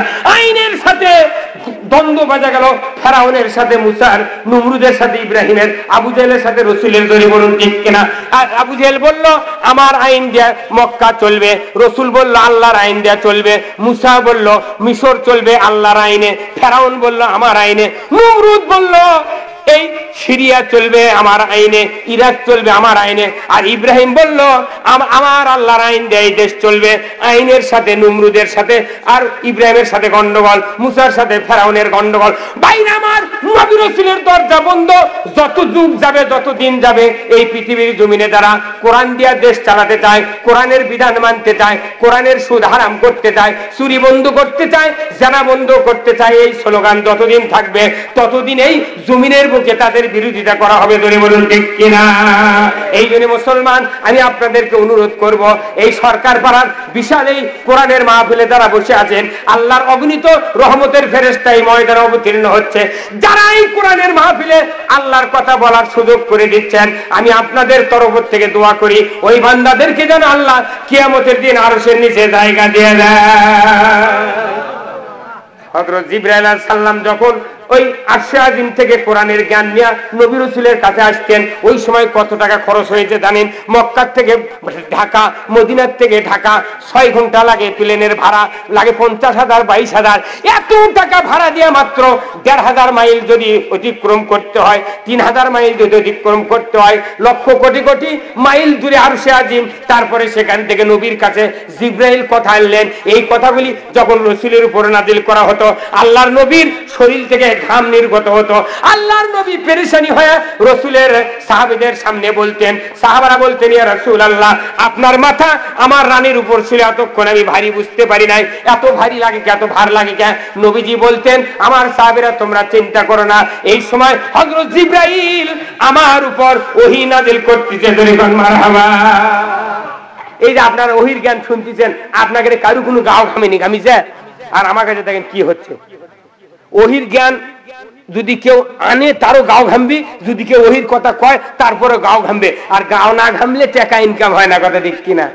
আপনি যখন 1 বিঘা জমি 100 টাকা ডাল কাটা চুকে নেবেন, ওই পান খায় বিড়ি খায় টাকা আসবি, কোদাল মারা লাগবি, কমপক্ষে 3,000 কোদাল মারলে কি 1 বিঘা ডাল কাটা হয়, আপনি জানেন? আর তাও তো আল কাটা তো সিটেরই আছে, খালি খারাপ খুব দিয়ে 1 কোদাল ফেলে দিয়ে দিচ্ছে, টিলার ধরেছে ওটা খালি সিঁড়ি আছে। আল কাটাও সিটেরই এখন, আগে পাকিস্তান আমলে 2 কোদাল ফেলে দিচ্ছিল, এখন 1 কোদাল।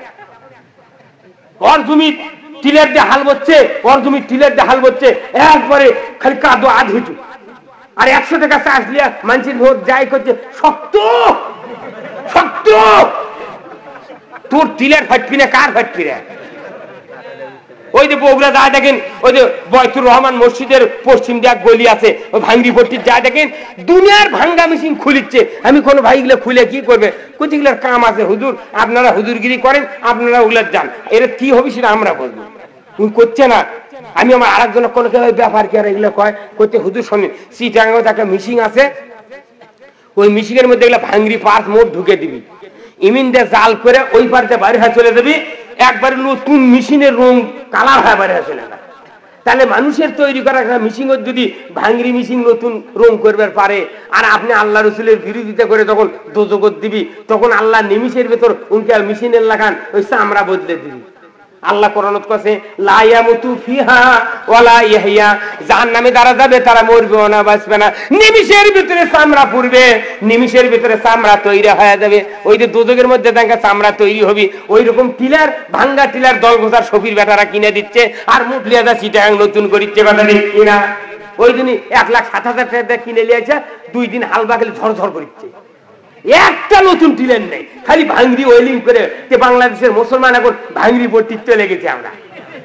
আমরা কি ভাঙ্গি ভর্তি?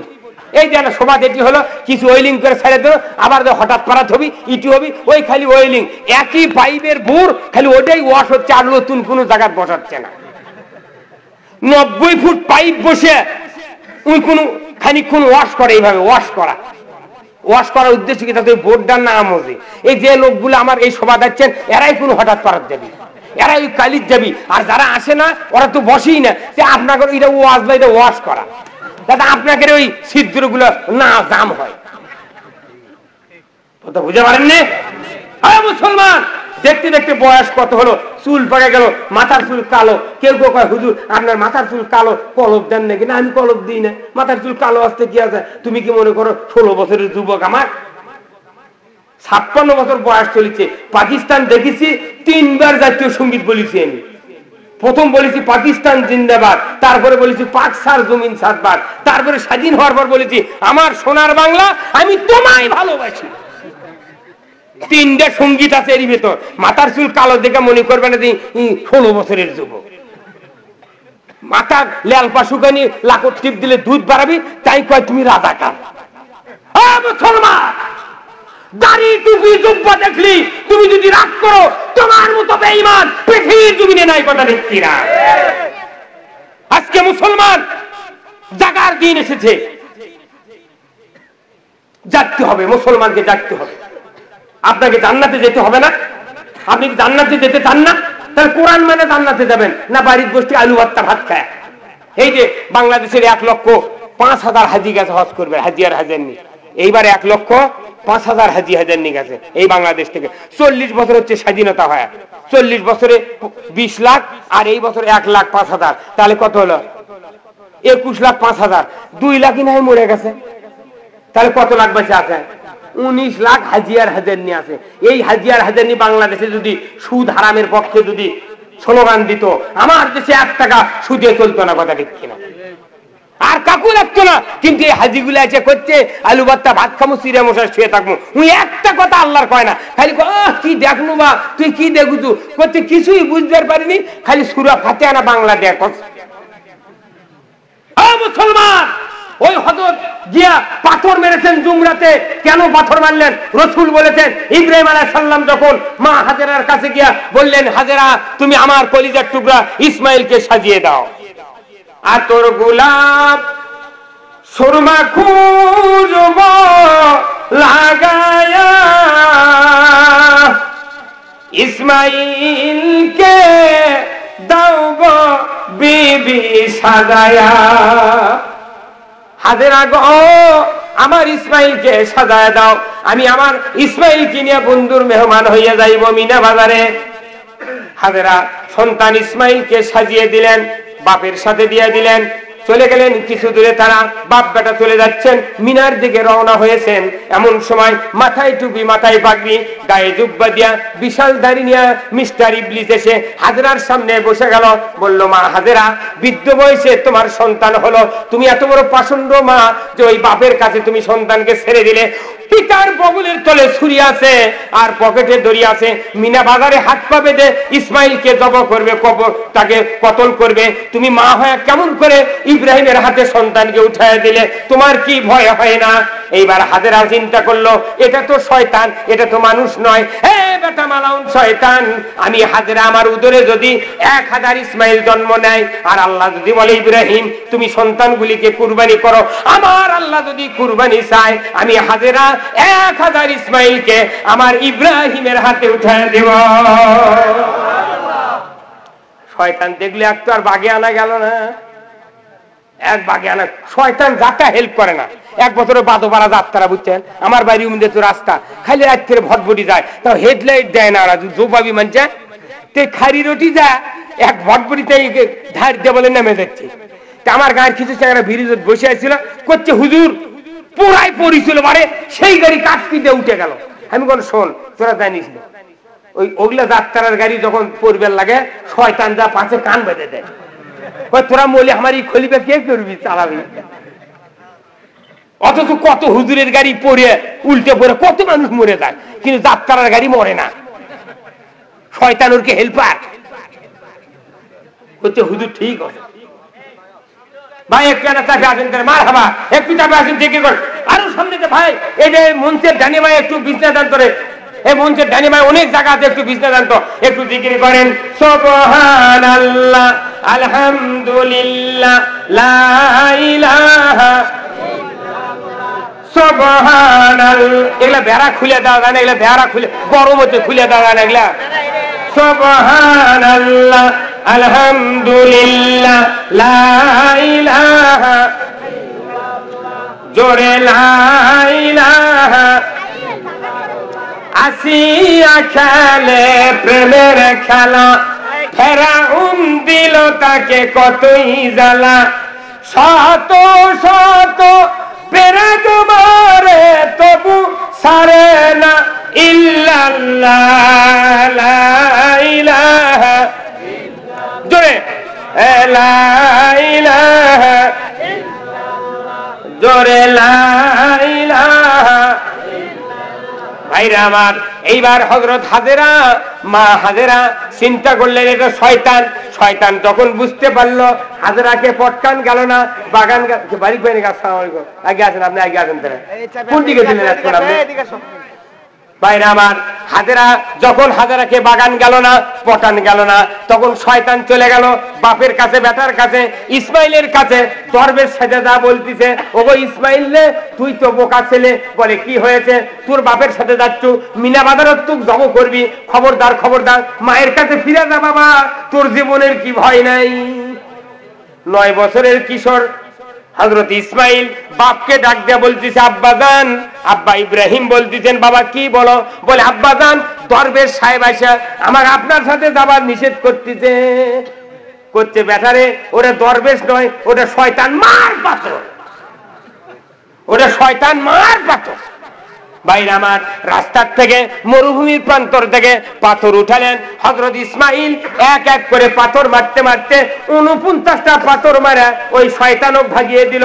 ইব্রাহিম আলাইহিস সালাম বললেন, বেটারে, শয়তান অনেক দূর চলে গেছে, তুমি তাড়াতাড়ি করে চলে আসো। বাইরে আমার ওই যে শয়তানের ওয়াসওয়াসা বন্ধ করার জন্য পাথর মারা হলো, ওই সুন্নত হাজীদের জন্য ওয়াজিব করেছে।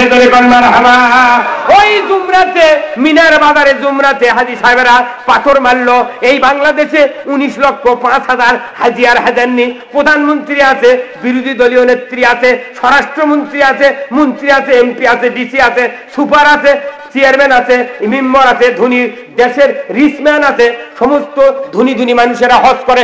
বাংলাদেশের 19,05,000 ধনী মানুষ, শক্তিশালী, প্রধানমন্ত্রী দায়িত্বশীল, যত দাপটালা নেতা হজের সাথে জড়িত আছে, এই লোকগুলি যদি সুদ হারাম করত, আমার দেশে একটা মানুষ সুদে করে টাকা লাগতো না। আর হুজুররা করছে সুদ খাওয়া হবে না। আরে হুজুররা তোরা কয়া কি করবো? সুদের অর্থনীতি বাংলাদেশ থেকে উৎখাত করতে হবে, কথা ঠিক কিনা? আপনি যত ইবাদত করেন, যদি সুদের বান্ডি যদি পকেটে থাকে, আপনার ইবাদতের 4 পয়সা লাভ হবে না। কিছু কিছু হুজুর আছে বাংলাদেশত সুদের মধ্যে চলে, জানার মধ্যে চলে, গানের মধ্যে চলে, অন্যায়ের মধ্যে চলে, ওর গাঁৱত কাদো ভরে না, কথা ঠিক কিনা? 88 সনে বন্যা হয়েছিল আমার এলাকার। আমার গিন্নি বলছে, হুজুর এতগুলো মানুষ মাছ মারতেছে, আপনি আর মাছ মারতে পারেন না? আমি আমার হাত দুমে একটা ডিমালার থেকে 600 টাকা দিয়ে তোরে কিনেছি। কিনে আর খাওয়ানোর আমার খুব অভ্যাস নাই, বুঝছেন? মাথা লেগে দেয় আর বলে তামান দিনই ঝাঁকি মারা যায়। ওই ঘিন্নির কথা শুনে কেন দেখতো মাছ পাই নাকি? ফালতাপাড়ার হবির বেটা গোলদার বুল ভাই, ওই গোলদার করবে না জায়গা দে, তুমি জায়গা দিল, আমি বিসমিল্লাহ বলে সূরা কাউসার 3 বার পরে সুরত দিছি। ফো মাছ মারার ওষুধ আছে। হ্যাঁ, সূরা কাউসার পরে ফো দিয়ে দেখবেন মাছের জালের ঘাই ছিঁড়ে দেবে। অত খাওয়ার লাগবে? দিয়ে যখন খাওয়া দিছি, কিন্তু জাল মনে খালি ভাঙ্গিচ্ছে।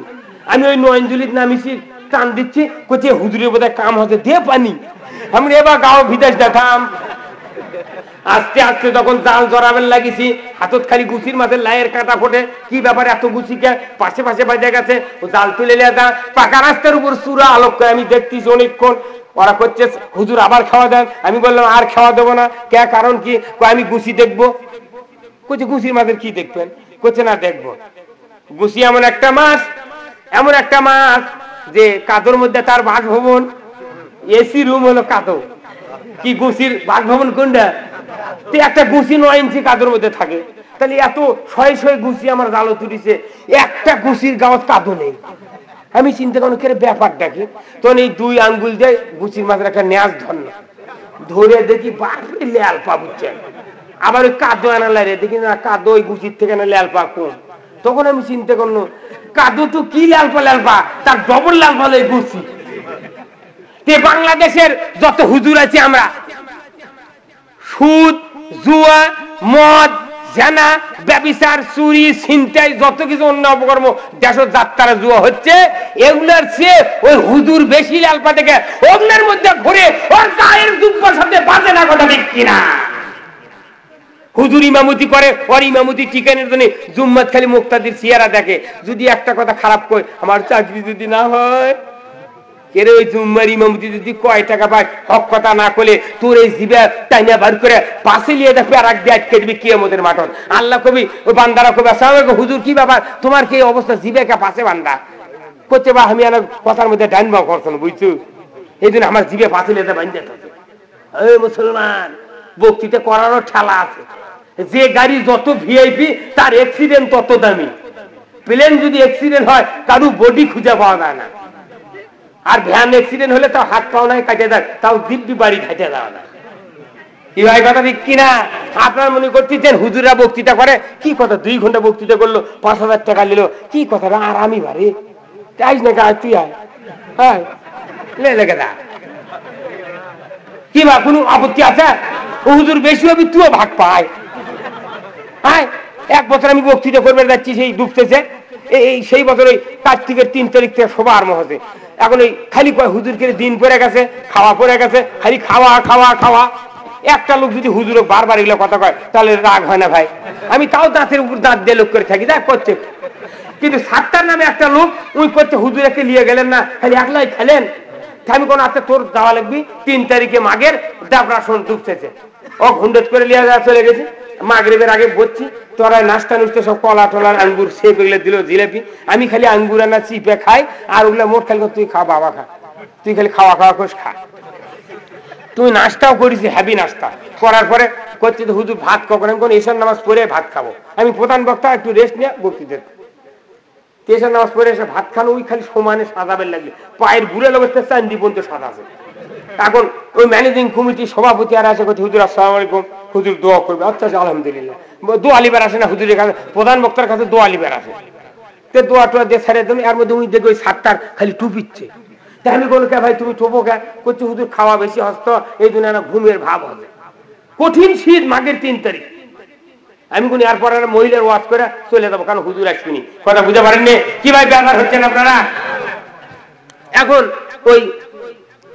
ওই লোকটা যখন ঘুমের ভাব হতো তখন আমি কর্তৃপক্ষ বললাম ভাই আমার এই হেল্পারকে একটু না জায়গা দেন ভাই, ও না সুবি ঘুমের ভাব হতো আমার মতো কি শগুন হতে দিয়ে দেখে থাকবে ওই ঘুম পারে অগলিয়াটা কোনবার ঘরের মধ্যে দেশে আমি তো আর জানি না। বক্তৃতা করেছি 2:30 সময় নামে আমি বললাম ভাই কোথায় থাকবো? কোথাও আপনার হেল্পার আছে ওটি। হেল্পার ওটি গেলাম, তোর ছোট ঘর মাঘ মাসের দিন ভালোই আছে, দরজা খুলতি বকুতে ধাক্কা লাগলো একটা গন্ধ। তখন আমি ভেতরে গেছি, যা বিছনা পাড়াতেছে বিছনায় বসলাম। আমি বললাম ভাই ল্যাব তো একটা দেখতেছি, 2টা ল্যাব লাগবে ভাই। তো কোথাও ঝিয়ারি মেয়ে চলে আসে, ল্যাব সব আটকে গেছে, এখন কষ্ট করে এই এক ল্যাবের মধ্যে থাকা লাগবে। এইদিকে আবার চাদর আলোক করে দেখি খেতা নেই, বিছনা নেই, খালি খ্যারির উপর চাদর করে থাকে। আমি কোনো ভাই আমরা কি বাড়ির ছায়ের টিকিট থাকি? তো আমার খ্যারির উপর চাদর করছে হুজুর শুয়েই থাকেন না ক্যাঙ্কা উষুমটা জানেন আপনি? তোর খারতি যদি উষুম হয় তোর বাড়িতে 7 ফুটে খাট, তার উপর 1.5 কেজি 1.5 হাত গদিকা। এই এখন বক্তৃতা করে টাকা লিছি, আবার এই যে দেখেন 3.5 গজের কাপড় পকেট বানিয়ে দিচ্ছে দর্জি, এটি কলজের উপরে কৃষক টাকা কোন এই কলজের উপর থোয়া লাগবে। আমার কত হুজুর তাহলে বিদায় করেন কোন এখনই বিদায় হলো, এই কয়েক টাকা লওয়া লাগবে ওর থেকে। টাকা ভাই হুজুর আমার পকেটের টাকা না তুলে ঘুম ধরে না, যদি দেরি করে টাকালি ঘন্টায় 500 টাকা কমে দেবে। গরম গরম ওই খোলাতি রুটি পিঠে দেওয়ালি তাদের ভাজবে না, ওই লেসমা খাইতে টাকা নিয়ে শোনো। এখন কি করবো, 1 লাখ থাকা লাগে থাকবো কোনো বা আজ আমার গত কালকে আগামীকালকে পালসা সভা আছে, 1 রাত কষ্ট করে থাকা লাগবে, বা তুই যান বেশি লড়িস না বা করছে হুজুর আপনি সন্ত।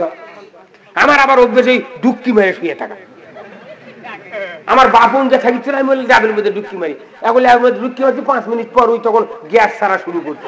আমার বন্ধুর ছুটে মাথা খারাপ হয়ে গেছে, ওই তখন করছে আমি বলি তুই কি পামেল করছিস, তোরও মাথা লাগবি আমারও ঘুম পাড়া লাগবি, তুই যখন কাম ছাড়বু তখন কবু হুজুর পুলিশ, তখন আমি মুখটা লেবের বার করবো। এই করে মুখের বারে করি ওই পুলিশ 4টার সময় বলছি না হুজুর মিলিটারি। মুসলমান হুজুররা যে কায়দায় খায় আর চলে একটা মানুষ ওইভাবে পারবে না, যদি বলুন ঠিক কিনা। ও একের পায়খানা করে লুঙ্গি মাখাতে, আমি কোনো 4 হাতের গামছা আমার ব্যাগত আছে, ডুব দে তুই এখনই এই বেল উঠার আগে এটা সর, তোর কামানের কাটি থুবে না। পরে হুন্ডালি এসে পাতার মধ্যে কোনো লাগছে যুদ্ধে আর কবু হুজুর করে খাওয়া করছে, হুজুর ভুল হয়ে গেছে বলে কে বলে কেন তুমি যে 3 মাস হলে বলছি তো হুজুর করে দিন পরে গেছে খাওয়া। হ্যাঁ ব্যাকেল 7টার তুই কি আমাকে খাওয়া দেখিস? কার্তিকের 3 তারিখ থেকে মাঘের 3 তারিখ পর্যন্ত খাওয়া শুরু করেছি, একদিনও মিলিটারি তো বলা দূরের কথা পুলিশ খাওয়া লাগেনি, তুই একদিন খায় মিলিটারির থেকে পুলিশ হতে গেছু করছে হুজুর দিয়ে মনে কমরা। এই যে এই মুসাহাদির বাড়ি দেখুন আমার ভাত খাওয়াছে, এই মুসাহাদি চেনেন না? মকসেদ করে বলে এই গায়ের কেউ চেনে না, বুঝতে পারছেন? মুসা খাওয়া লাগবে তো ওই খালি ওই এক যে চামচ বাজে দিয়ে তুলে দিবে চাই। আমি কইছি না ভাই খামো না রে, কইছি এইগুলা খায় মানুষ বাঁচে। আমি বলি না, এটাই হলো বক্তাকের সুন্নত। মানুষ যে কয় বক্তাকের পেয়াটা আল্লাহর সাঙ্গারি, তুই না দেখ তো খাই নাকি। দেখ একসাথে পড়েছি 5 বছর এই মকসদের সাথে একসাথে পড়েছি ভাই, এলে যদি খাই ঠিক মতো তাহলে দেহ বাড়ে যাবি, ডায়াবেটিস হবি, 2 দিন পর খালি লড়লড় করে ঘোরা লাগবে। কথা বুঝতে পারেননি? এই জন্য আমি অনুরোধ করতেছি হুজুর করে কোন রকমের কটূক্তি করবেন না। রাসূল বলেছেন আল উলামা ওয়ারাসাতুল আম্বিয়া, আলেমগুন নবীর ওয়ারিস। এই যে চাকলমার সরকার পাড়ার লোকেরা এমন একটা জান্নাতের বাগানের যে ইন্তজাম করেছেন, যুবক ভাইরা যারা হেল্প করেছেন, সাহায্য করেছেন, আমি তাদের হায়াতে তৈয়বা দান করার জন্য আল্লাহর দরবারে দোয়া করি। সবাই বলে আল্লাহুম্মা আমিন।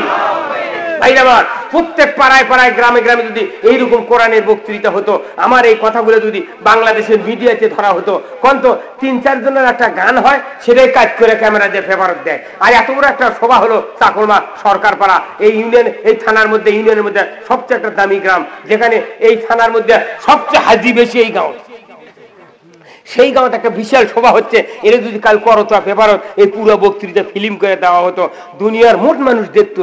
কিন্তু এই পেপারকে কাল থেকে চাকলমারি বাড়ে যাবে না এই সবার কথা। এমনি মুসলমানের এই দুরবস্থা। এই জন্য অনুরোধ করতেছি, আমি যে কথাগুলি বললাম এই কথাগুলি মানার চেষ্টা করতে হবে। কি রাজি আছেন? যে মানার মধ্যে 1 নাম্বার হলো আপনাকে 5 ওয়াক্ত নামাজ পড়তে হবে, আর স্ত্রীর সাথে সৎ ব্যবহার করা লাগবে। কি রাজি আছেন? আচ্ছা, একটা লোক কন্ত আমার এই কলজাত হাত দিয়ে রাসূল বলছেন, যে ব্যক্তি স্ত্রী বলবি আমার স্ত্রী উত্তম, ওই স্বামী উত্তম। আপনি চোখ মুজে কন্ত আমার বউ যদি কয়ে সাত্তার মা তুই না কত আমি ভালো মানুষ, ওই কবিতে তোর ভাত খাবো না, তুই যে পেট আপনি দিচ্ছি তোর ভাত আমি খাবো না, তুই কে কম ভালো মানুষ। কি ভাই কথা ঠিক কিনা? আমার 31 বছর ইমামতির বয়স, এমন মুক্তাদি আমি দেখেছি মাথার টুপি ওই বাড়ির দেয় না শুক্রবারের দিন, ওই টুপি বাড়ির থেকে মাথার দিয়ে বাড়ায় না, ওই জুম্মাতে এসে ঢোকার সময় টুপি মাথার দেয়, আবার ওই জুম্মার থেকে বাড়ানোর আগে টুপি খুলে পকড়তে হয়। ওই টুপি মাথার দিয়ে বইয়ের কাছে গেলে যে মুন্সি মুন্সি ভাব হবে ওটা প্রকাশ করবে না। কি ক্যাপাসিটি ওই মুক্তাদি জানেন? আপনি স্ত্রীর সাথে সদ্ব্যবহার করবেন না, আপনার সংসারে শান্তি হতে পারে না।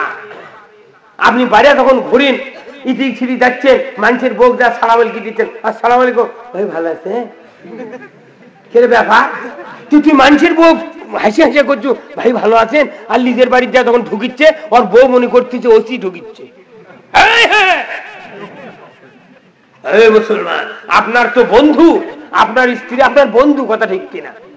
আপনি একদিনও হাসা কথা বললেন না, একদিনও ধন্যবাদ দিলেন না। আপনার স্ত্রীর পেটর থেকে কতগুলো সন্তান দিল, বেটা দিল, বিটি দিল, বইয়ের ভেউ পাইলেন 4 বিঘা, তাও একটা দিন বউ 500 টাকা লোড দিয়ে কইলেন না এ বউ তোকে ধন্যবাদ। আপনি পাতার থেকে আসছেন পানি নেওয়ার জন্য, পানি ধরে সাতটা নামাও, স্ত্রী চাই চুলের পারত গেছে তরকারি চালানি দিচ্ছে, একটু উঠতে দেরি হচ্ছে পানি হাতত দিতে তোর গায়ে এত দেরি হলো কেন, চুমকে উঠছে বউ। আপনি যদি 1 গ্লাস পানি পান করে যদি বলছেন আলহামদুলিল্লাহ আব্দুল সাত্তার মা তোমাকে ধন্যবাদ, পরের দিন 3 গ্লাস আপনার কাছে হাজির করছে। আপনি যা ধমক দিয়েছেন ওই চিন্তা মনে মনে করছে তোর মতো দামান মরে গেলে 1 ফুট পানি দেবো না। কি কথা ঠিক কিনা?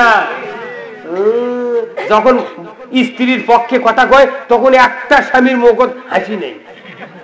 আর যদি কই বইয়ের ও আমার মায়েরা স্বামীর দোয়া যদি নিতে চান আগামী কাল থেকে মাথার চুল দিয়া ওই স্বামীর পাও মুছে দেন, তখন স্বামী করছে হ্যাঁ এত হচ্ছে, কাল থেকে স্ত্রী বুঝামনি।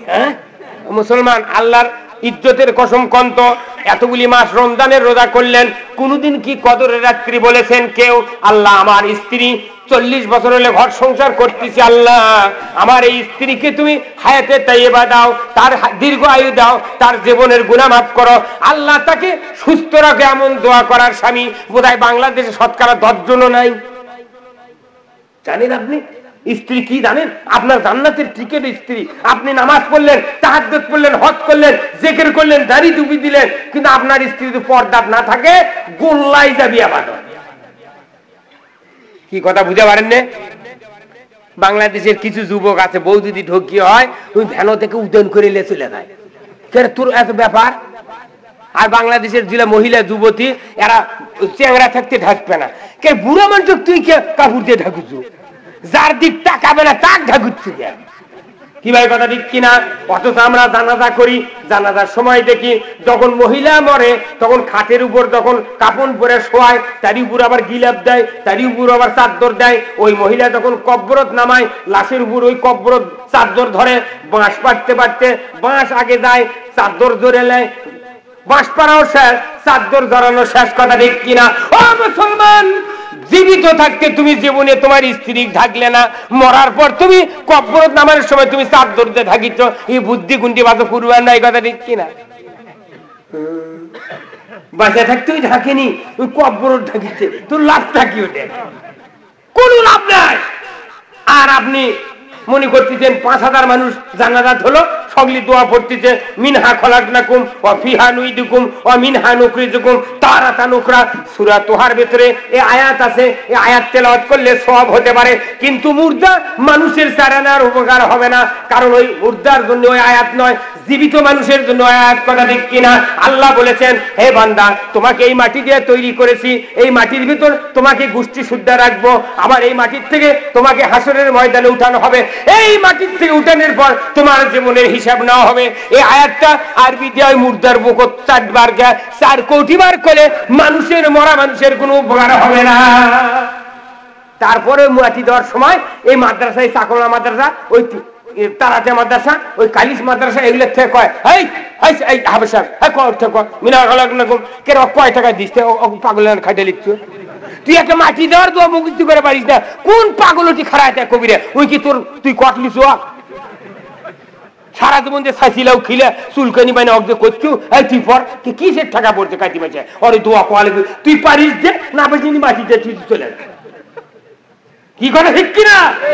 সব ঢিলে করার কারণে আজকে দেশে এইরকম অশ্লীলতা দেখা যাচ্ছে। আমি অনুরোধ করব এই চাকলমার আশেপাশের গ্রাম থেকে যারা এসেছেন, আমি ভাই আপনাদের দেশের ছেলে, আপনারা আমার জন্য দোয়া করবেন। আল্লাহ তাআলা যেন সঠিক কথাগুলা মানুষের ইসলাহ হওয়ার জন্য যেন আল্লাহ বলার তৌফিক দেন। জোরে কোন আমিন। ভাই একটু দাঁড়ান তো। ইয়া নবী সালামু আলাইকা, ইয়া রাসূল সালাম, يا حبيبي سلام عليك صلوات الله عليك يا نبي سلام يا رسول يا حبيبي سلام সালাওয়াতুল্লাহ জিবরাইল ডাকে বারে বার, খুলে দাও আসমানের দ্বার, এসেছেন নবীদের সরদার, করিতে মাওলা রদিদার, ইয়া নবী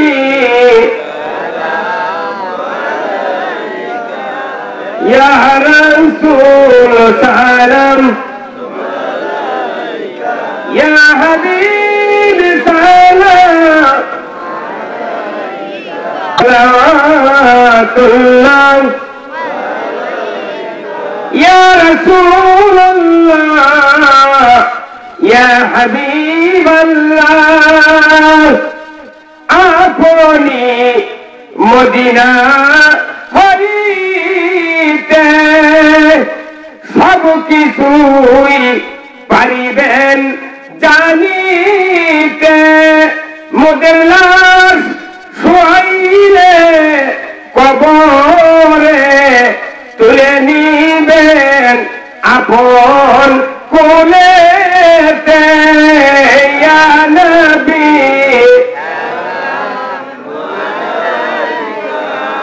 ইয়া রাসূল সালাম, ইয়া হাবিব সালাম, সালাওয়াতুল্লাহ ইয়া রাব্বি সাল্লি দাইমান আবাদান নবিকা খাইরি খালকি কুল্লিহিম বেদাইরে দরুদ ও সালাম বার গুজে নবী পর আপনা মুদাম বালাগাল উলা বিকামালিহি কাশাফাত দুজা বিজামালিহি হাসুনাত জামিউ খিসালিহি সাল্লু আলাইহি ওয়া আলিহি। ভাইরা আমার, গভীর রাত, আমার পরে আরেকজন বক্তা আছেন, রাত্রি প্রায় 10টা। আফজাল ভাই কত? 10টা 5, 2 ঘন্টা বক্তৃতা হয়েছে। 2 ঘন্টার উপর বক্তৃতা করলে এটা শোনা যায়, কিন্তু শারীরিক দিক দিয়ে অনেক